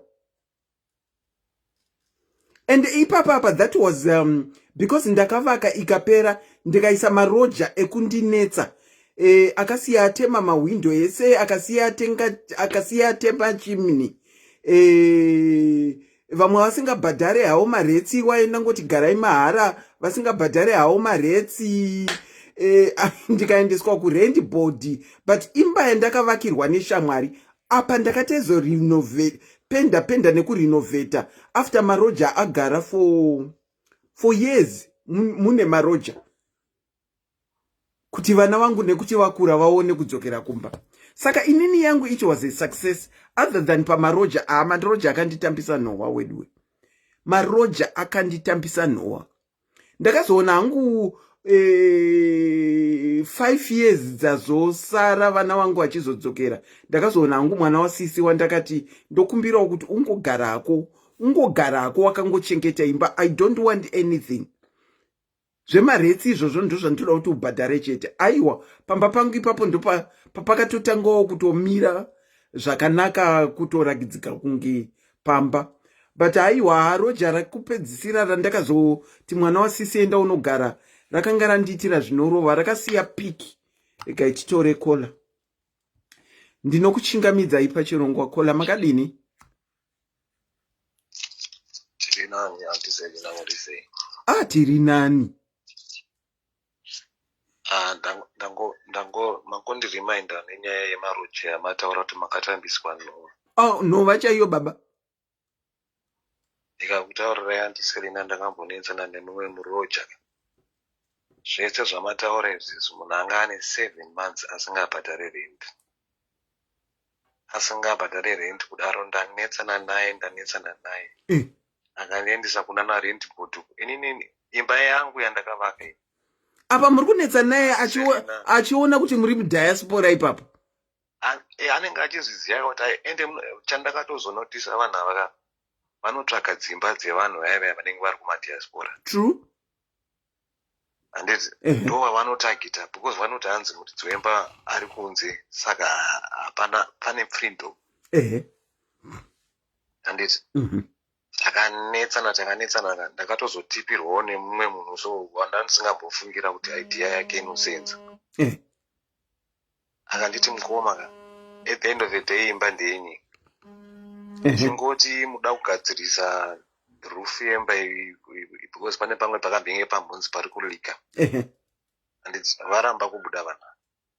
Takabvisa rufu yese yemba, kubvisa matiles ese. Ndikavataura kuti look, it's up to you. You want to continue living imba isina denga. Pane munhu angagari imba isina denga? Apagariki. Takaita 1 month imba isina denga. Takazoona vakurongedza zvinhu zvavo vakubuda pamba ipapo. Panogarika. That was the only way out kuti vabude vanhu ivavo. Wow. Saka iko zvinopamba panana. Vaibhadhara havo rent here. Munoziva chinonetsa kuZimbabwe handiseli nayo. Munoziva kazvinhu zvekuZimbabwe 1 minute zvinombonzi tama US dollar. Umombobhadhara US dollar. Zvonzi zvinhu zvakumabhondi. Meno makalculator acho navanenge vachiita zvemabhondi zvodzokera, zvonzi tadzokera futi. Munoziva handiseli naka zvakangoma. Makaita chigangster, makaita good move up. That's a good move. Muri kuinzwa hanzi ndakabvisa rufu. Iyoyo varamba kubva. Iyoyo ndakatoudzwa nemukomana anga akagara pabridge chaiye handiselena. Zvanzi mudhara, imba ndeyenyu musanetswe nevanhu. Saidenge. Handiti taila akauya akabvisa matiles ese kusara imba isina denga. Ndikati it's better because kuti ndigadzirise rufu iroro pane kuramba ndichiluza mari. Imagine you're losing something like about $800 a month. Wow. Huh? Andimuona. Aiwa nyaya dzemaroja dzinonetsa handisiri nedzi. Pamwe pacho unombofunga kuti dzimba idzi kutosiya musina munhu chaiko kutoti nani che. Zveshu. Vanhu vanonetsa. You are right. Vanonetsa vanhu vari kuZimbabwe. Manje inini babaka gore randatanga kudzokera kumba. Ndaona iwo mapepa ndatanga kudzokera kumba. Kwanga munhu anga apinda anga ane 2 years asingabhadhare rent. Kubva ndanzi pamunouya, you don't even need to come panga paine ma US ipapo. You don't even need to come nemari yekushandisa mari yenyu yese 2 years yet. Mari yenyu yese 2 years yet. Karapana tinosikokupai. Ndakaiwana mari. Kana kugogodza kupinda kuti ndinoda kuona kuti pamba pakamira sei, vakaramba kundivhurira gedhi rangu. Avavhure gedhi rako rawakaisa iwewe, rawakaimba yawakavaka iwewe wechidhinda. Saka makaisa hani pamba izvozvi? Ndakatozotsvaga mumwe estate agent umwe, I think hake zviri nani, because they check up on the house and mari dzinoita sei dzinobhadharwa in time. Noti izvi zvekuti munhu unenge uchitifuka kuti muzi kubhadhara ma-estate agents kwekwe handiselina kuri tani, because at least they keep track on what's going on. Okay. And mari munhu anenge achitoudzwa kunzi mari inofanira kubhadharwa end of the month. 2 years. Manje self-management yekuti munhu anokutaura kuti handina mari unomita sei? And rent board kaka handisimbona kuti inoprotecta maroja. Maiwe, mazuano rent board iri kuprotecta maroja left, right and center. Never ever make the mistake of wanting to chuck someone out usina kumupa notice kuZimbabwe. Vanhu vaMwari ngatiudzane chokwadi zvekuti imba yangu ndinomuzinga. Rent board kana kuine vanhu vari kuita basa sebasa, vanhu veku rent board vekuZimbabwe vari kuita basa sebasa. Don't ever make that mistake. Unobhadhara maroja ndiwe, vasiri kukubhadhara wavaburitsa vasina notice. Taura izvenyu handiseri. But tigangster manje tigangster handiserina. Unotanga negedhi chaiko, unotanga kunobvisa gedhi first. Uchiuya mbichana kutobvisa kana mabagla mawindow zvese. Kuzimba ndeyako. You are allowed to refurbish your house. Koma munenge kana muchibvisa zvamuri kubvisa makupinda mu expense. Aiwa, handiserina. Look at the longer expense. You are losing $800 a month. If you look at a year, how much is that? Izvi zvatiri kutaura zvekubvisa zvinhu zvaizvo. Unoswera watsvaga mumwe bhirita futi zvodzoserwa vanhu vabuda mangwana. I guess you are right. Expense, but when you do the maths, ndo kugona mbavha kuirongera. Zveshu. Because imbavha vanhu ava. Munhu anenge adauya kuzogara pamba pako mahara imba yaukavaka iwo. Hanzi nakola vari kukupai tip kana vanhu vachinetsaka. Tanga nekunobvisa gedhi. Yeah. Imba yako. Usatomboneswa nemaroja. Anyway. Thank you so much, Kola, for sharing. Ndangoti ndikutipirei ndo mushonga wevanhu vari kuziva. Aiwa, matitipira zveshuwa. Matitipira zvatanzingafungire. Thank you so much. Alright. Hanzi, kana vanhu vachinetsa pamba pako varifanika maroja. Iwo uchizwa kuti uri mhiri, because ndakapedzera ndaunzi my prince hamumo iye wokunditimbira ningirikini mukadzi iyeye, and anga akaisa roja pamba pangu futi because abuda taendesana kurent board. Anditi ndanoproducer tsamba yandakamupa notice, akasaina achifunga kuti ari kubvuma kubhadhara marent areas, ndo zvaakasaina, ndo mistake yaakaita iyoyi. Ndinokuchingamidzai pachirongwa. Kola makadini? Musheko mari ngotanga nekuseka seiko. Makabvisa gedhi here? Ndakabvisa madoo. Madoo ese, mabedrooms ese, 5 bedrooms takakwachura. Madoo. Ndakabvisa main door ekufront, ekukitchen ndakabvisa. Tikaendesa pa next door. Zvaka zvaita seiko kuti mudaro? Aiweyo 6-7 months kaiwai. Pasina rent. Manje ndakaita munyama wekuti chi vanhu vacho vakabva vaita chi political. Handikamukunzwa. Alright. Ndasvika mumba muya kune imwe kunonzi the other dining car west wing, so manga michikati chiku long room. Ndakasvika makaiswa picture yamugabe amai mwana yakagara pamadziro. Zvikanzi inini nditori vanhu vevatongerwo venyika ivava. Ende vanenge vachibhuraga ka? Ndakadedera amai mwana apa ndabva kuno ndikati ndotangira papi. Ndotangira papi andisenda mumwe kazini yangu kati atitakurei madhoo mai mwana tigobvisa madhoo tigoaisa panext door. Akanzwa kuti madhoo akaendeswa kunext door akamatera madhoo iwayo. Zvikanzi ndipe madhoo zangu. Akanoshikidzira maneighbor zangu vakamupa madhoo.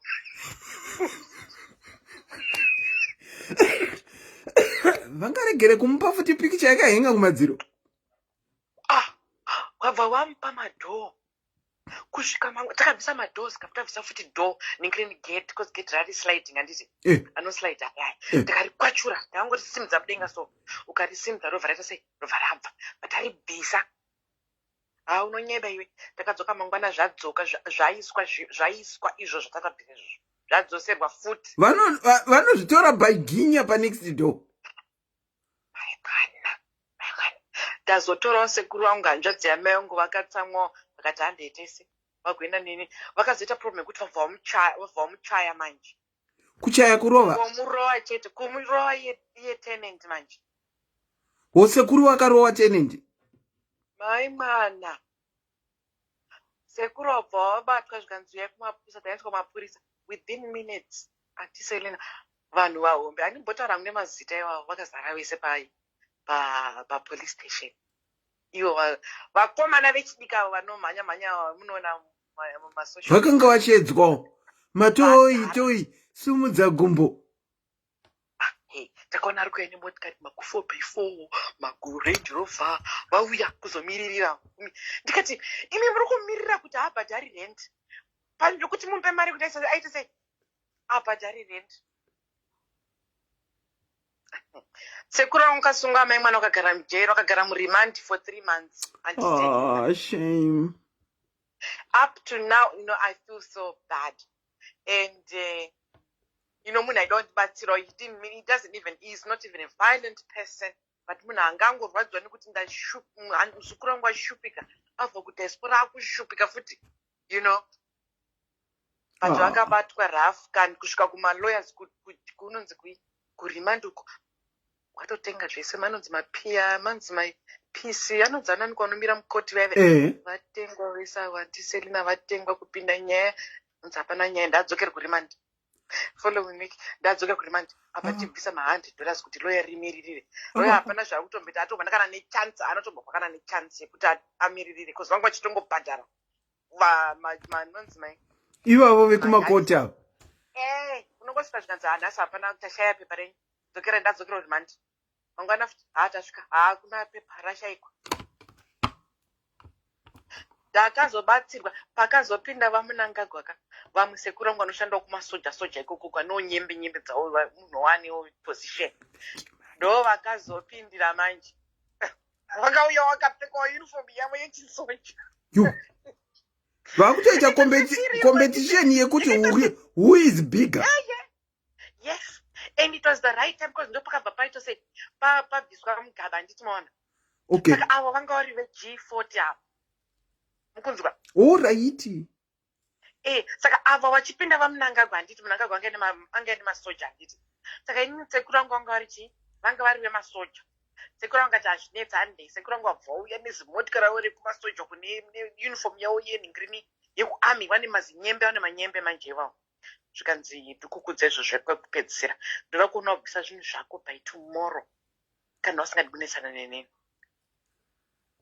Hambo wada kuvatsvaka dzakavatera vanogara headfoot akambovatera kwavanonwira hwawa vabva waona zvikanzi pane munhu ari kutsvaka zvanzi ndiri muno ndavazoti ndiri muno but ndofunga kangoona kuti munhu ndiwo muhombo ndokuzobva kwakaita ndise Zvinotosvika kumastages akadaro here kuti munhu uripozese imba yako bheki uchinetswa naRoger.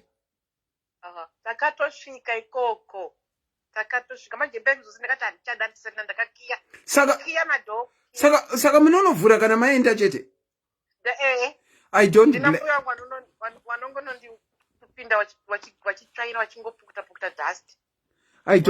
I don't blame you. Kukia imba completely. Honestly, yes. I don't blame you.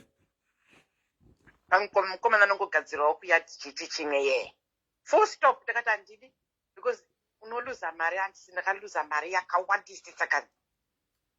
Yeah, you are no. I understand your frustration and your pain of what happened. Kwandiri zvakaitika. Akatema mawindow ese right round the house. Akasiya kia chibagla bache ku kitchen, akasiya kia chibagla bache ku ningirikini kubva aposta makine pa letterbox mva kia gate kubva andifonera vandi textira kuno and I'm unopinda makita isa pa letterbox kwakutotsvaga kasi locksmith na mwari wangu ndo zvandakaitira. Hai mwari. Zvakaomasi unoziva vanokuita kutsinye pasina kana zvisiri zviri necessary. I know. Unowana chii kungorwadziwa kungoti ndikugara pamba pemunhu. Zvinorwadza. Thank you so much for sharing your story, Kola. Thank you so much. My way zvangu kani. Todiko nayo. Wakarowa pasi petsoka here. Chii chakaitika? Kana kuti une success story. Vakomana vanhu tiri kurira zveshuwa. There are so many people that are even papa live papa that can't even say their stories because vari mukurwadziwa. Ende zvinorwadza weduwe. Unotarisa mashandiro aunenge uchiita day and night. Uchiti ndiri kudawo kuita chinhu kumusha. Worohwa pasi petsoka saizvozvi. Kana wakarohwa pasi petsoka, number to call is pinned below. Kana kuti kana uine success story yauinayo yekubatsirwa, tisherewo. Mukusheya munoziva kunaka kwakaita. Hezvo baba vauya vakasheya nyaya yavo yatazopedzera tati baba chekai kuti maretsi ari kubhadharwa here. Mungangosara makagara pasina chiri kubhadharwa. Mukaita munyama mukangonhongwa nekanzuru. Munopedzera maendeswa kukoti zvisina nebasa rese. Vamwe vedu takapedzera tiriko kaviri. Katu. Just imagine unoti uri pabasa unoreceive call yekuti kunokwa kuna kumira zvakanaka kwabva kutsamba kukoti yekunzi muri kudiwa kukoti musi wakati. Rinozoshandika basa racho? Harishandise. Wakavakirwa imba here, uchinzi uri kuvakirwa imba ipo pasina imba. Pasina kana stand yakatengwa. Baba vaya futi tavanzwa vachitaura kuti bhokisi rakange rakavakwa zveshu. Asi zvidhina zvakange zvakavakiswa ndizvo izvozvo zvekupisidzira mudzimba zvinenge zvichitengeswa nevanhu. Uye yaivakwa nedhaka haikona nesimende. Kuseka nhamo ngerugare. Mbira yakashaya muswe nekutumira. Yaivakwa nedhaka. Munoziva dhaka riya rataiumbisa rinoumbiswa hari nepoto. Ndoro vopota vachikanya vachinama naro. Kabanga tusimende tokungoiswa tushoma shoma. Vanhu vaMwari zvakangooma. Handifunga kuti pane achine nyaya yake yekusheya. Saka tikangoita tichivhara hedu zvinenge nani. Vamwe vari kuwanirwa nyasha, vari kuwakirwa.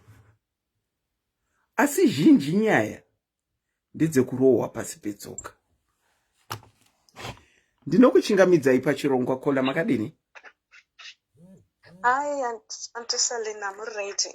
Aiwa tiri nani ameno imimi kwenyu kwamuri ikoko. ndiri right. Ini ndine yangu yakaitika yekutumiro iyi andinoona kwandiri ka. Ndiri kukuona. Yekutumiro kumusha. Saka ndakanga ndiri ikoko muri ikoko. Uraiti. Ndakakugara makore anenge 5 chaiwo. Makazotiza henyu. Saka ndiri ikoko ndakatumira mari kumusha. Ndadzina imwe cousin yangu akwaita nengirikini stendi chichi ndikati alright vandatumira mari. Maybe angera about 5,000 iri. Dzekwenyu ikoko andatumira zvikanzi unombozive chii pane boys dzinozodii masimendi ndichitofonera ndaitofonerwa neivhin kwaenda kunotenga kwacho ndakushopu kwakati ndotoratidzwa maningirikeni mainvoice those days kwangu kuine maemail anga ndichitandire maemail saka inditumidzira maningirikeni aoscar anotumidzira maemail paningirikeni apa kuti atenga masimendi atenga zvidhina atenga majecha vatenga machii mapictures aineva saka ndaingoti ndichangomusurprise ye 2000 panoenda kumusha ndasvika kumusha because ndakamirira mapepa ikoko achingonetsa vanongoti give up vanongoenda kumusha 2000 ndasvika ndikati kana ndinoenda saka stendi yangu inenzeve kumvurwe saka vandasvika muharare mvandarara ndokumuka ndokuenda kuningirikeni kuya kunosvika hold on call nhai Samantha Gumbo Jones inga unoiriteteka nezvinhu zvisina nebasa rese mukati meupenyu enderera henyu mberi kola. Okay. Saka ndaenda kumvurwe kuya ndasvika ndakatoti arege ntoenda mangwana acho nemimwe sister yangu tasvika tadriver taenda because mastand number taitoudzwa wakaunzwa kwakati chichi ndasvika kwana hakuna kana zvikanzi aiwa ayatove mabusiness stands haasi maresidential muri kutaurai ndikati aiwa number yangu ndakatenga stand pano ndakati zvikanzi aiwa kani ndiani kuzoti zvakazorwadza chete ndechekuti munhu wacho akazofa zvake but ndakachema sisi anti Selena ndakachema because in total mari yandakaruza ive 12,000 maiwe yekwenyu ikoko ndakachema nokuti ndaida kuti amai vangu vakazofawo zvavo vasina kugara pandaifunga kuti ndavavakira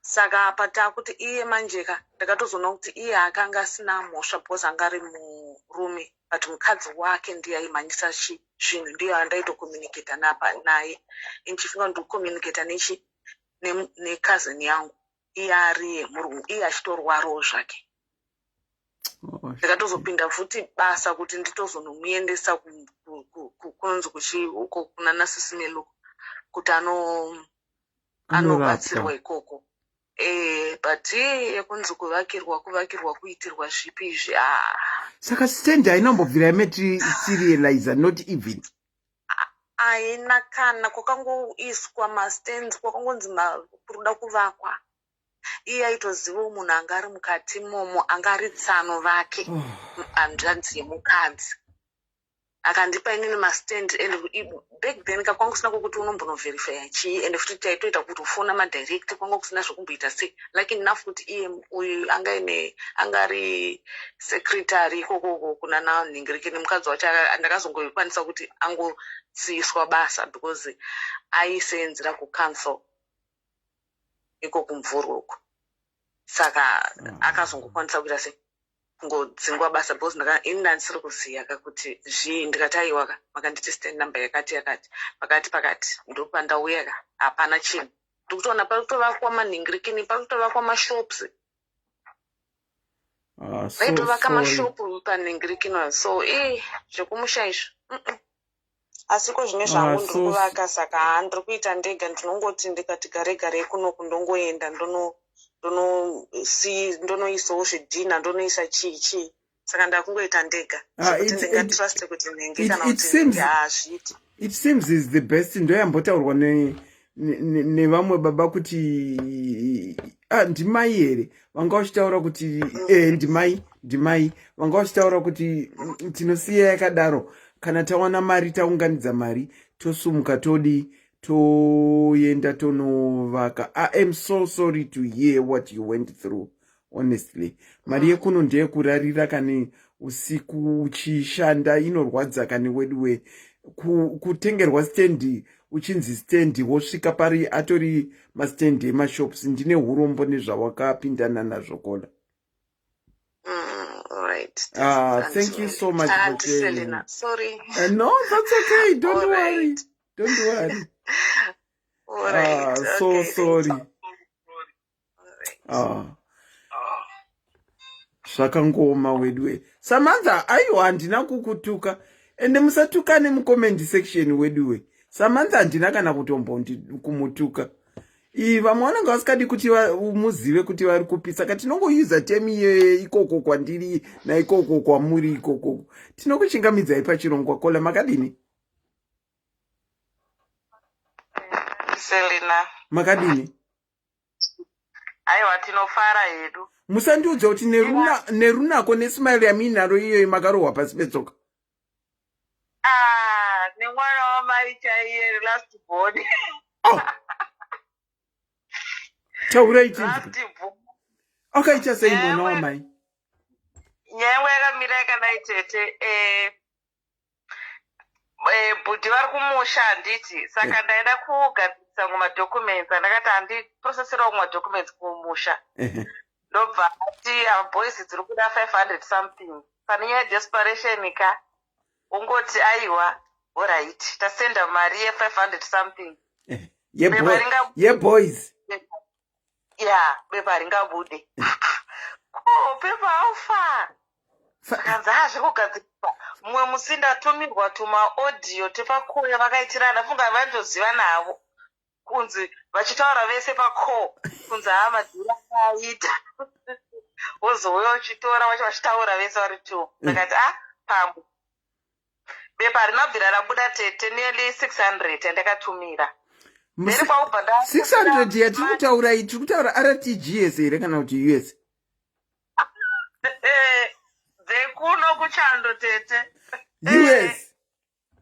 US tapedza kudaro ndobva saka ndaida kurinyiwa passport murume wangu bvaita emergency passport ndatumira mari yepassport ndo 330 kamene yakaiti 330 pazvapera melast year 330 me 3 days passport ingabude dzakangoita kutedzana mari dzachoda iso patakatumira passport tete 3 days yakaita vanifanele kuma 2 months kusvika ndakazongoti apa mwana wamai vako kusvika ndakangosvika point yekuti ndakangoti let your will be done lega ndingokanganwe nezvazvo ndobva ndakazogona ndakavarairwa bva ndatumirwa picture yepassport yabuda ndofunga anga akatora yakachipa ndakatumira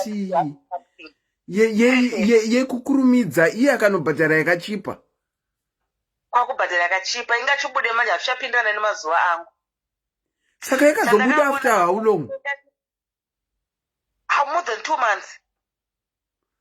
At least nokunenyununuka yokubuda papassport ndo pandakazotenda kuti passport yabuda asi imwe mari yakabva yangorova apa mwana wamai vako unoti kudii murume ndaitumira mari idzodzo ndakati unonzwa kunyara but ndotenda mwati murume ndakazenga achitondicomfort achitoti no usazonyanya kutaura mashoko akarema ibrother yako chichi but uchinzwa kunyara zvimwe zvokuti asi nanhasi unozesana tuche business saka idzo hadzitaure nezvemari iyo aiwa zvinhu zvakatoexpire zvipepero ranabvira tozowe rakatozobhadhara futi imwe mari rakatozobuditswa nomwe muzukuru wokusaidi rekumurume nemari iri pasi tete nemari iri pasi 100 chaya 120 ndivanzvadziwo ndevanzvadzavo mwana wamai chaiwo mutu imwe vari kukuluka vanzvadzi izvo zvikanaka kuti business pane business rabuda tofara kuti hanzi 3 months passport inoita $50. ndofunga ndiyo yakabhadharwa 330 yakatorohwa 330 yakatorohwa post passport ainobvira yabuda padaida kumhanyisa zvinhu zvokuti zvinakire isu asi havazvioni. aiwa tinongotenda kuti passport yakabuda iri important weduwe. Zvimwe zvikwangowo kuzvitsvaga nekuzvitaura zvedu, asi chikuru ndechekuti passport yakabuda. Aiwa chikuru passport yakabuda zvayo ati vatangoti tinotenda Mwari. Imwe mari yakaroora kutumira futi mari kune umwe munhu muzukuru usadire kumururu. Saka utotrasta vekuvarume here zvinozobuda. Zvinoenderana nemunhu nemwoyo womunhu, hazvina kuti kumurume kana kuti kumukadzi kana kuti even kushamwari. Tsaumwe takaiza shamwari wani zvikangofamba, saka hazvina mugoni izvi.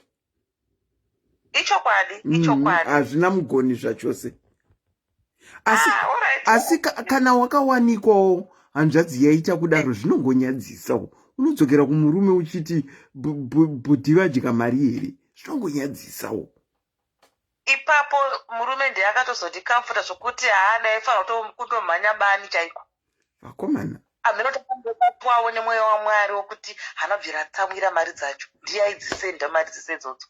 Anobvira atsamwa mwana wamai vako usazonyanya taure mashoko anorema.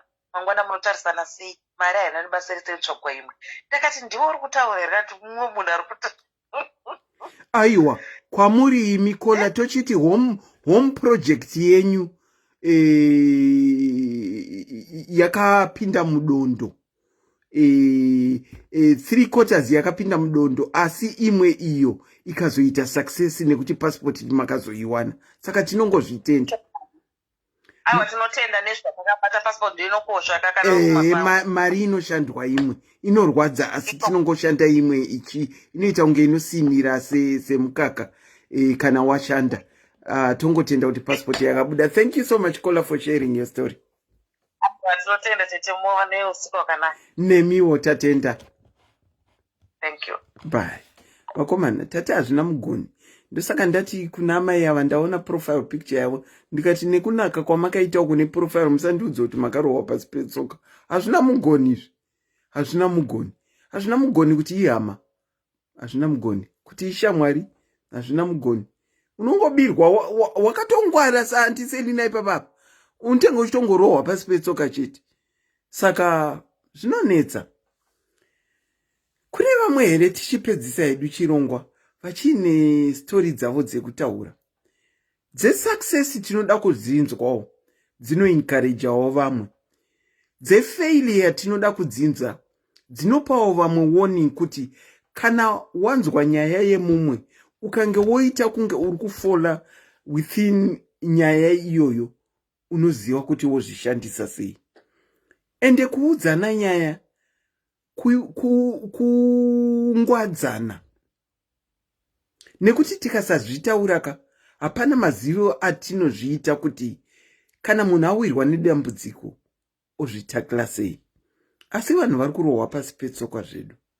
Vanhu vari kurohwa pasi petsoka zvinosiririsa. Tinokuchingamidzai pachirongwa Kola, makadini?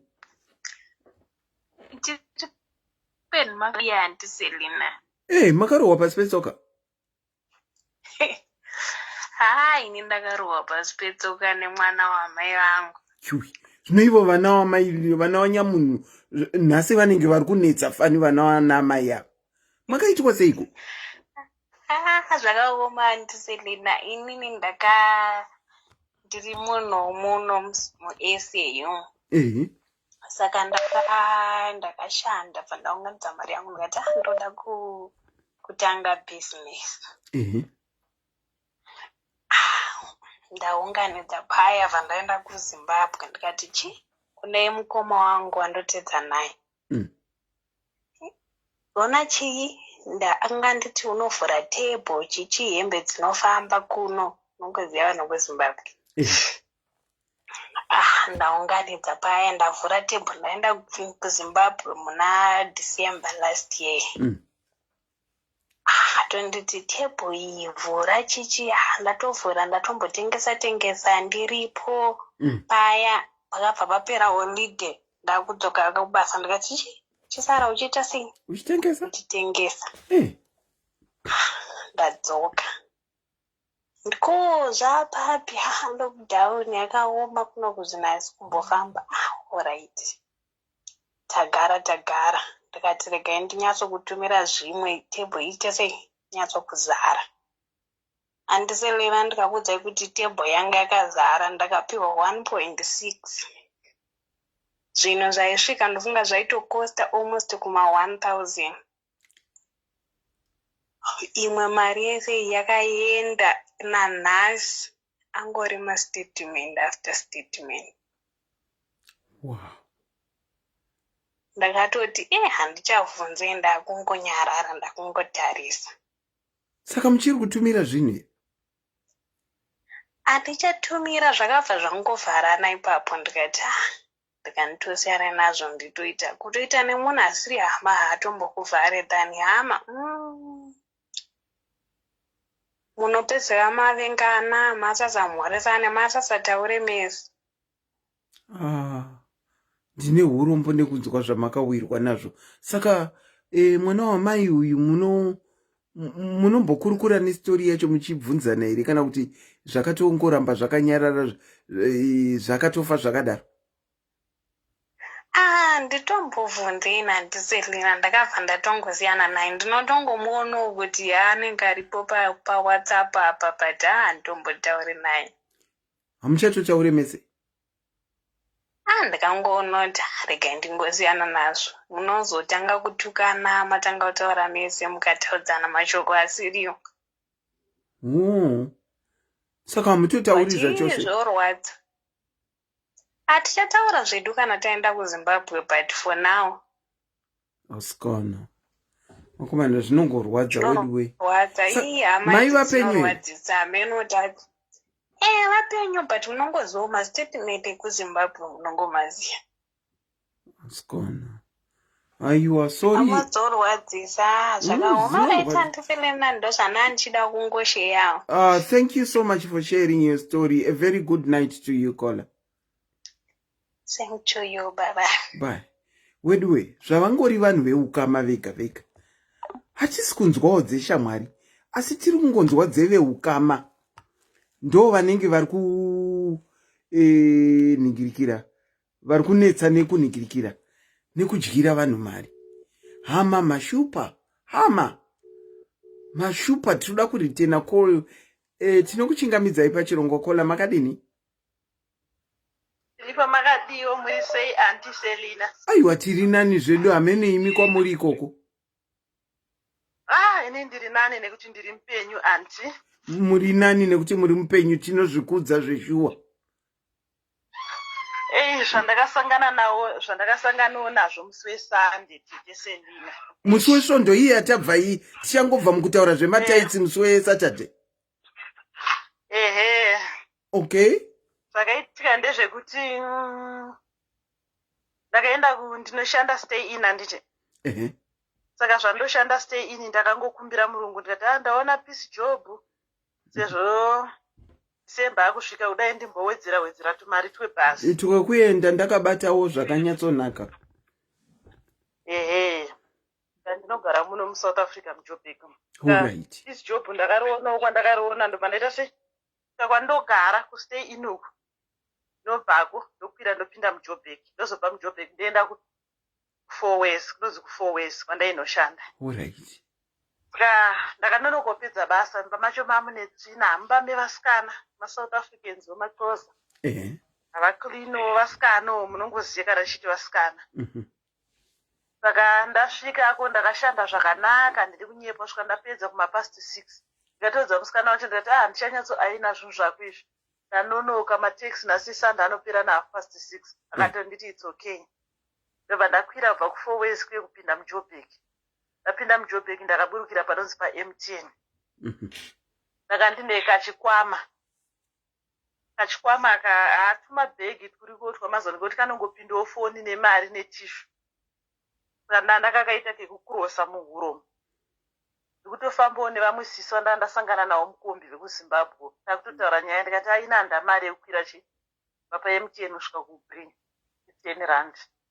ndakabva ndangoomera ndikati akuchiri kwakachena musama. Mai avanga vakaberekawo mwana wavo mucheche anga ane 7 months. Ndobva ndavatakurira bhegi remwana. Ndobva ndatanga kufamba muJoburg muye ati kutotaura zvedu nyaya. Saka ndaakunosvika kurenge kuna Bri. I think anogara muJoburg anokuziva. Ndakusvika kuna Bri kuye. Ndakaona vamwe vakomana 3. Anti Selina. Vakomana vanga vari vakomana vari hambo vari smart. Nekuti kana kuri kunzi ndikazosangana navo kana ndikaratidza vanhu wandei ndichifamba navo kuti ndo vakomana vakandiita rafa munotoramba. Tikutofamba pai ndakutonopinda murengi. Panopindwa napo pashora paentrance yekuti upinde mukati murengi. Kabhegi kakangonzi kwapu kutonzwa kubva kwasara bhandi. Kakaita kudambuka ndikabva ndarwadziwa mazamu. Saka ndakabva ndaskrima. Ndati kumukadzi pinda mukati murengi unokuvadzirwa mwana. Saka ndichinopinda murengi ndava ndasangana nevamwe baba vangu vakadhakwa zvavo. Vakatobata banga ravo. Vakati asisi chini kata ndatorerwa bhegi nevakomana 3 ava vari kuenda uko. Bhegi rine pasipoti, chandiri kuda ipasipoti yangu. Apa baba vangu vakadhakwa kata hosa langlanded. Ndinotora chibhegi iri. Vaiti nditevere ndokutorera chibhegi rako. Saka ndakutya kuti 1 baba ava vakatodhakwa zvavo. Nyange vakabata banga ravo. Baba vaya vakabva vatanga kumhanya. Vanga vapfeka tisheti yeyero. Ndobva ndasara ndakamira paentrance pai ndichiona kuti baba ava vanonditora because chandanda kunyanyochemera mari yese yandandashandira yange iri mubhegi. Apa ndo mune mari yetax. Nepasipoti futi. Exactly. Ende handichizviite izvozvo. Musi wacho nayo ndakaenda kubasa uku ndisina kupfeka tight. Ndinochiti ndopfeka tight nekahomwe kamberi pazipo. Ndesa passport mukandesa mari. Saka musi ndakangoti passport munofanirwa kunge muchifamba naye. Passport ndofamba naye because kana uchishanda kumacomplex akaita sana 4 ways kazhinji pagate unobvunzwa passport. Alright. Plus ndaingoti arega ndikufamba nayo passport ndinongofamba nayo. Saka ndasvika zvadaro baba vai vamhanya. Zveshuwa baba vai vakatora bhegi. Vakarwisa vakomana vai vakadhakwa kudaro. Vakarwisa vakomana vakatora bhegi. Baba vai vakatanga kufamba kudzoka kasvika ndakamira nemukadzi yani mwana wake. Vakati sisi mune foni here mubhegi. Ndikati foni inini handina. Ndanzi alright. Because ndanda kutya kuti baba vanounonge vandisefa. Asi vachida kuti sei? Vachida kutora bhegi riye kuti vatotorowo futi imwe iri mbavha. Because muJoburg munongoitwa SIS. Ndanda kutya futi ndakuchema.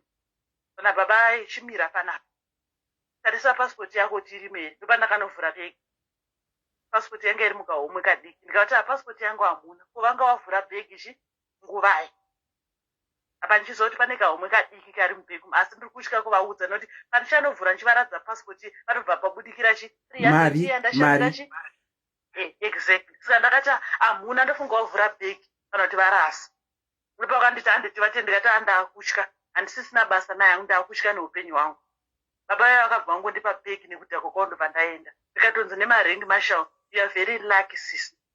Ndo mhondi dzemuno murengi. Mukomana kutambizai bhegi murume anotozikanwa muno murengi. Atori one of one vanoba. Itori one.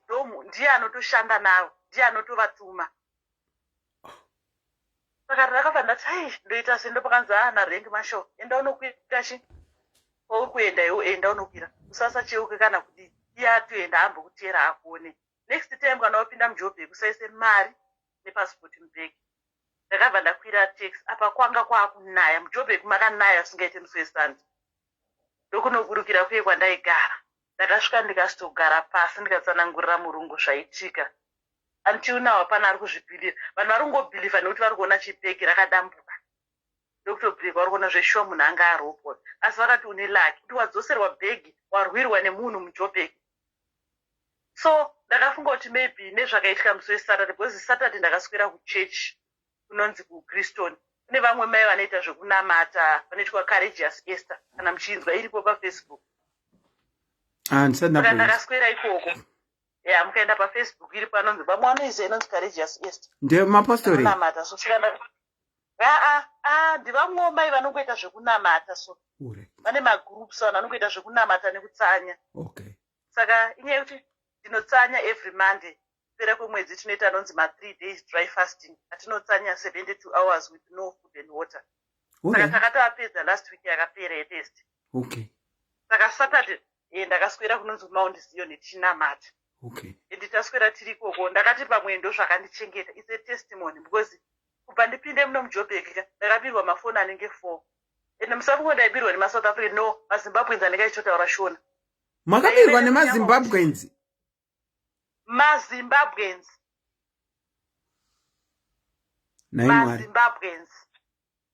maZimbabweans hanzvadzi dzangu dzinotaura Shona. Yo. Ndo vakatonza peki. Nai mwari And wangu. it's not the first time kubirwa muJoburg. Ndakatombobirwa foni iri panzeve, that was 2016. Ndichitotaura pafoni kudai yakangonzi wapo. Ndichibva kunonzi kuNew Town kunotumira. Yakatotorwa foni, ndikati foni yangu zvikanzi kana uchida uya utore. Vachitopinda pasi pebridge. Ungateere varume pasi pebridge kutora foni. Yatobiwa. Wow. Okay, Felicitas Chitando, it's okay. It's okay. Wow. But makaita lucky rekuwana zveshuwa. Rekuwana bhegi renyu ende kuritorerwa nemunhu anozonzi mune lucky, munhu anotobawo muno murengi.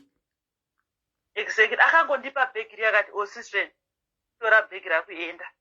Aitaura nechilanguage yemunhu, achinditora bhegi rakuenda. Akangondipa swanzwa nemarengi mashofamba uende usachiona. Ndibva ndaenda apa anga akaita kudhakwa. Asi akanotora chibhegi akauya akandipa ndikapinda mukombi ndikaenda kwandaigara. Nanhasi ndongoti Mwari makaita zvenyu. Nekuti ndo mamune mari yetaxi yekudzokera kubasa. Nemari yandandashandira musi iwoyo. I'm so sorry to hear zvamakapindana nazvo, asi at the same time tinongotenda Mwari kuti makapunyutswa neupenyu hwenyu. Number one, ndo the most important. Plus bhegi rakazodzoka, passport nemari irimo mukati. Tinongozvikudza nekutenda Mwari. Thank you so much for sharing your story. Maita basa ndiserina. Tinotenda. Wow. Zvakangooma. Vari kuuyawo vachitaura story yavo yakaitika musi wesvondo. Tapedza kutaura mataitsi musi weSaturday. Vachiti vanga vari kunamata vachitsanya madry fasting emba 72 hours. Hazvizi related to topic hazvo, asi kana munhu auya nenyaya yake yakadai tinonzwa tonzwisisa oka. Hatidi kushata away a person nekuti kwai tine topic. Pamwe chida munhu anotenga aine ningirikini, ainenge aine achida kubatsirwa chimbi. Isu tadzinga tangokurumidza kuti off topic. Sometimes I've always said, yes, I do accept straying tichiwana dzimwe story. Nhasi takutokudzawo musiki nokuda kweupenyu hwavo hwakasevwa. Because we know what it is like mana Joburg kana tichifamba. Zvakangooma naMwari wangu. Regai tiidzosere call yevamwe kola vambofona. Tione kuti vanoda kushayawo here nyaya yavo. Mbira yakashaya muswe nekutumira. Nditumiriro nditiro chakati. Ndinokuchingamidzai pachirongwa kola. Makadini? Ndiri pangu munofara here? Aiwa, tinofara kana muchifarawo. Makarohwa pasi petsoka here? Kana kuti yenyu success? Nehanzvadzi yangu chaiyo. Makarohwa pasi petsoka nani? Nehanzvadzi. Akaita seiko hanzvadzi yedu iyi? Akaiteiko? Handiselina, pane madays akambonzi vanhu vari kutenga makombi, vachitenga makombi kuZimbabwe. Iye ndobva nditi ndiri kuenda kuSouth Africa kunotenga makombi. Ndikati anomboita mari zvikanzi 5,000. Ndobva ndati inini ndiri kuda 2 makombi. Ndobva ndatounganidza mari ndikamupa, I think ndakamupa about 12,000 because akanditi ukandipa 12,000 inokwana nejuti neeverything. 12,000 US dollar. Ma-US dollars, ndaimutumidzira ndiri kuno. Aiwa, tati tinyatsokuclarifyirana kuti US here. US dollar. Okay, endererai nyumberi.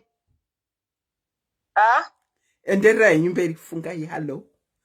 Taura henyu, tinzwa kuti braka ku ma-US dollars because ndamutumidzira ndiri kuno, iye achitora ari ma-US dollars achizotenga kuSouth Africa but ndasingazivi kuSouth Africa anonotenga nema-US here kana kuti tinofamba sei, because inini ipapo ndandisingakwanisi kuenda kumba, but vana vangu vanga vari kumba. Okay.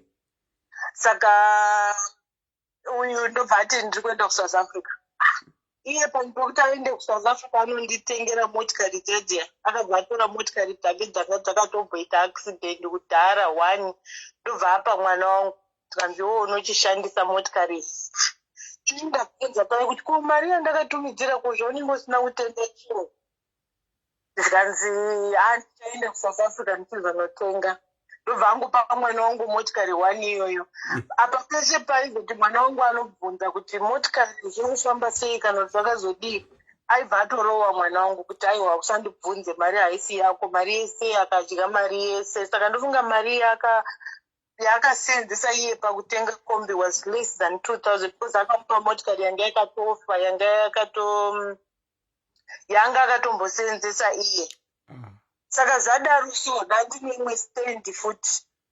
I don't know kuti akaita sei zvakutaurana kwakaita nemwana wangu. Ndobva atora mwana wangu ndobva aenda paanochinja mazita estand yangu yandandinayo yandandakatenga. I think stand iyoyo ndatenga I think kuma 24,000, but yanga iri mari yekumba. Pane madhezi akamboita uyu mastands vakamboita mari aya yakumba. Makaitenga 24 million. 24 million. But yanga iri kwakanaka, because inini ndinobva kwaMutaruku. Yanga iri kwakanaka kumasabha kwakanaka stand iyoyo. I think it's 24 million, because I remember yangu inini mazuwa ayo ndakaitenga 17 million. Saka ndobva atora, saka apa akadya kuti mari yandakanga ndatumidzira yekutenga makombi, obva azoti mari, obva atora stand yangu futi, bati mwana wangu achinje stand, but zvekuchinja stand zvazvanawo mai wangu wanga wamo mukati momo, because hapana munhu aifunga kuti ndichazofa ndakadzoka, because mapepa ndanga ndisina. Stand yaive muzita menyu imimi? Stand ndandakaisa muzita memwana wangu, but I don't know kuti akatsotsa sei mwana. Mwana wangu inini ainditi hanzi, akanditi hanzi iwewe stand unochitipa stand, tochikupa imwe, watipa imwe stand toenda tonokutengera imwe kombi kuti iite kombi H2. Apa mwana it was stand now. Mwana anakutaura? Mwana anakukudza iyi? Mwana aya zvakuitwa muchihwande ndandisingazivi, ndakatozoudzwa nemunhu wepa next door akazotondiudza kuti uziya here kuti ndo zvakaitika kuti stand yakaenda, because mwana achinge mwana anga akutya kundiudza manje inini. Maiwe. Ndo zvakaitika. Saka ndakazopiwa mapepa akazoita kakuti ndichaunza vana vangu kuti zvandisingaiti, because ndakapiwa mapepa late, saka vana vanga vatokura. Saka pandakazodzoka kumba inini ndopandakazonyatsa kutaurirwa zvese zvindakuona kuti hanzvadzi yangu akatora stand. Makombi aya haana, because akapa vana makombi anga akatomboita accident, kombi yanga yakaita accident pasisina kuti, saka kombi yanga yakaita accident isina kana kutombofamba kana 2 months kana 3 months haina, bhozi yangu yakafa kudhara. Vana vangu vakungofona everyday toda mari yekugadzirisa. Ndikazoti ini handisisina mari ka, bhozi ndiri kungoshandira mari yekugadzirisa chinhu chandaifanira kutengerwa chiri chinhu chinyowani. Makarohwa pasi petsoka please. Pasi petsoka chaipo, but zvestand mai vangu vanga vamo imomo mukati momo vachitawo. Kuti pandakazowana mapepa ndaenda kumba manje. Mai vangu vakundiita vasikuenda here kunoona pari kuwaka hanzvadzi. Ndikati ine ndinoona pari kuwaka hanzvadzi, handiti stand yangu yamakanditorera here iyoyo. Mai vangu vakabva vangonyarara zvokuti inini hanzvadzi yangu haakutaudzana chaiko hapasisina ukama, because akandidya mari yakawanda. Saka stand yakatorowa pasi? Yakarowa pasi, arikutowaka izvo zvarikutowaka ikoko, arikutowaka ikoko kumasabhabha ikoko nemukadzi wake nevana vake. Anototi stand yangu, but imwe hanzvadzi dzangu anoziva kuti stand yangu inini yavakatora, because vanhu vaiziva vanhu vaifunga kuti patatisina mapepa tichazofita takaenda kumba. Wakomana. Saka saka zvese izvi zvaingoitwa kazvichenzi vanhu vasina mapepa vasina vakauya. Saka pandakazoenda pandakatanga kuenda ndakasvika as a surprise. Nobody knew kuti ndichadzoka kumba. Wakashamisika chindoona ndichifamba kudai vakatopingwa kuti munhu zvaita sei. Ndakaiwa ndadzoka. So sorry Kola. So sorry. Zvandakaitiwawo nehanzvadzi izvo zvikurohwa pasi chaiko kusenzera. Saka ndakatomboita nzee hasha dzekuti unotadza kana kupa vanhu mari kana kutaura nevanhu uchinyatsa kufunga kuti mari yese ndakashandira yese yakaenda. Kuti unenge uchisenza kamasikati nemanheru kuti unganidze mari iyoyo. Yeah, I get you. I know how people work here, so iye ndine urombo nekuzwa zvakadaro vakomana. Saka vana vari sei kumusha? Vana vari right zvavo. Vana vakazotongopedzawo chikoro vakungoshandawo ikoko because pandakapedza inini handikwani ndakatadza kuvaudza kuno because vana vangu vanga vakura. Yeah, pandakazopiwa mapepa.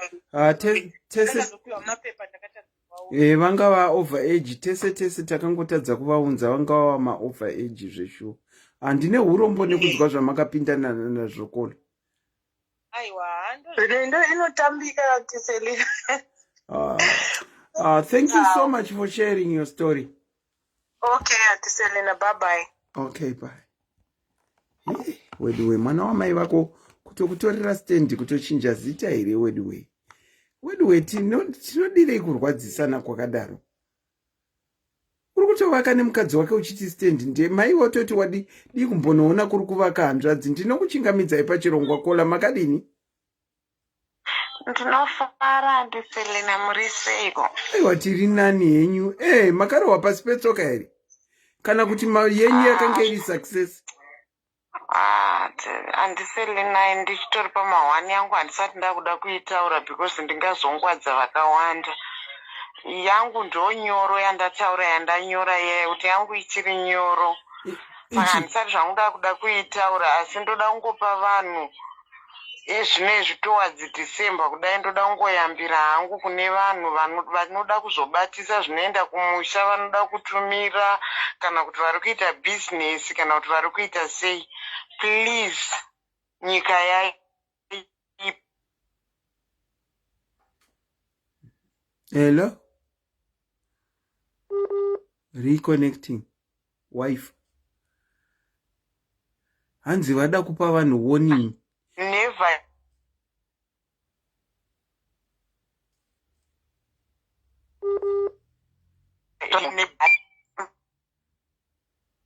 Hello?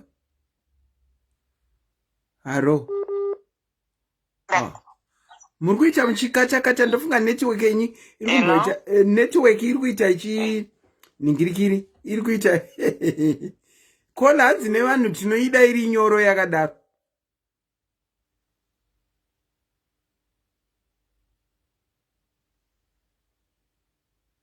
Rekai tivakate tiri vadzose futi. Network iri kuita ichigabha network yavo.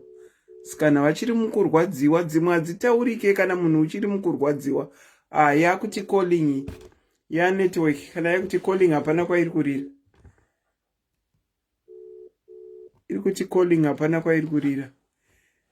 Kana ichiri kubva vachine maronda zvichiri kurwadza. Pane zvimwe zvisingataurike. Vati nyaya yavo ichiri nyoro. Haitaurike iko zvino. Saka inofanirwa kunge ichiri kuvabata. Asi zvisinei regai tichidai tivhare chirongwa. Mbira yakashaya muswe nekutumira. Nambotaura tichatanga ndikati mhuka dzese dzakaungana dzikanzi tinoda kuti muchuze muswe. Handiti vamwe vakaenda vakanochiza muswe, mbira ikatadza kufambira kwaichuzwa muswe. Mbira ndosaka nhasi isina vatonyora kuti network vanyora kuti network yangu. Anzi halo anti call me. Halo anti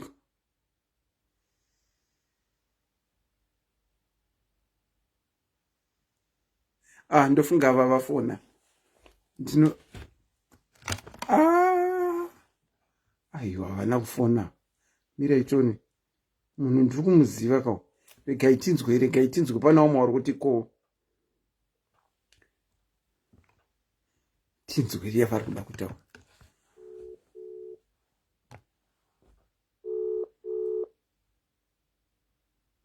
Iri kuti calling futi network. Hapasina network. Nguva dzacho dzavati ningirikire tichamirira kusvika yaoma. Aiwa tinomirira kusvika yaoma. Mukadzi wanda ndiri kukutaurirai nyaya yake yaakandiudza nezuro. Akati hazviite anti kuti ndiuye nekuti munhu musi wa1 ari kutokwira ndege kuenda kunokonfuranda mwana wamai vake pamusoro pe10,000. Munhu musi wa1 ari kutokwira ndege. Mai vazvona naivo sisi havasi kutoziva kuti ari kuuya. Ari kungoereka naati gidhi. Saka uya nezuro aichema nezuro akati andi 10,000 ndafunga kuenda kumba ndinokonfuranda. Kana vachindirova kana vachindi ndiri kunokonfuranda head on. Hanzi ndiri kunoita head on collision anti. Mashandiro andinoita vanga ndirovesere pasi 10,000. Saka ndiye trigger kuti tiite show iyoyi yanhasi. Saka ndandiri kutaura zvemhuka dzakanonzi uyai mutore muswe. Mbira vakati endai munotitorerawo. Ingori saying yevakuru vedu vakudhara. Asi kutumira kuri kutopinza mumadambudziko. Kazhinji kevanhu vanenge vari mudiaspora, it's beyond our control.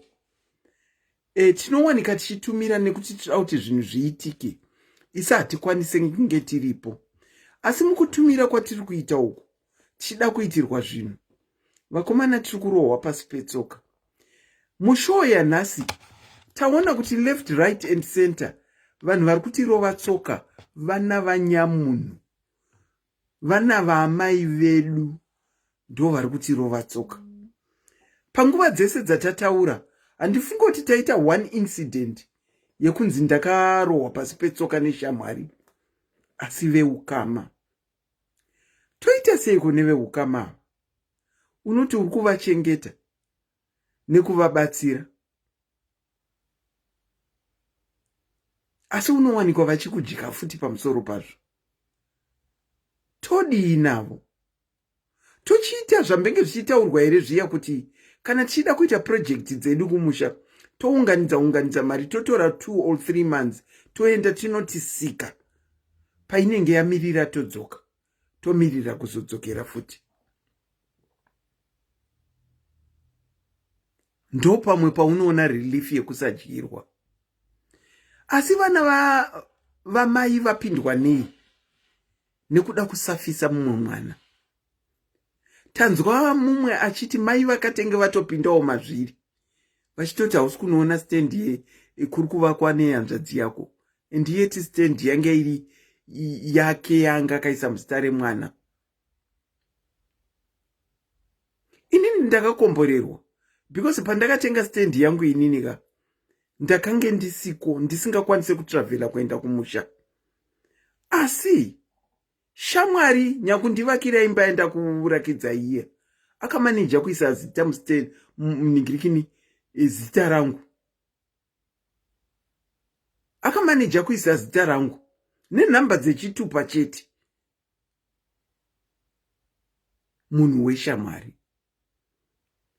Asi tiri kuona veukama vachitinetsa vachititambudza. Tazvinzwira chida mukukurukura nekusheya.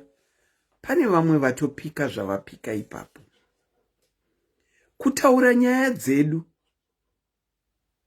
kunotipa kuti tingwadze vanhu. Tikadzinyarara vamwe vanopindana nezvisakarurama nekuti vanenge vasingazive kukutarisa kana vawirwa nedambudziko rakadai. Ndinongotenda vose vaita call in vachiita share mastories avo. Ndichingoti kune avo vakarohwa pasi petsoka ndine urombo. Kuno avo vakaitirwa zvakanaka nevanhu vakavaitira, tinongoti ngazvikudzwe. Asi zvinhu zvakadai hazvisekanwi, nekuti mangwana ndiwe.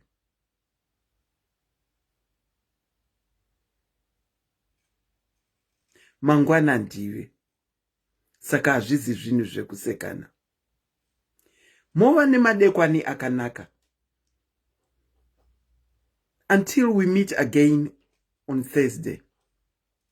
From me, Auntie Selina, your host and presenter. It's a very good night to you. Thank you.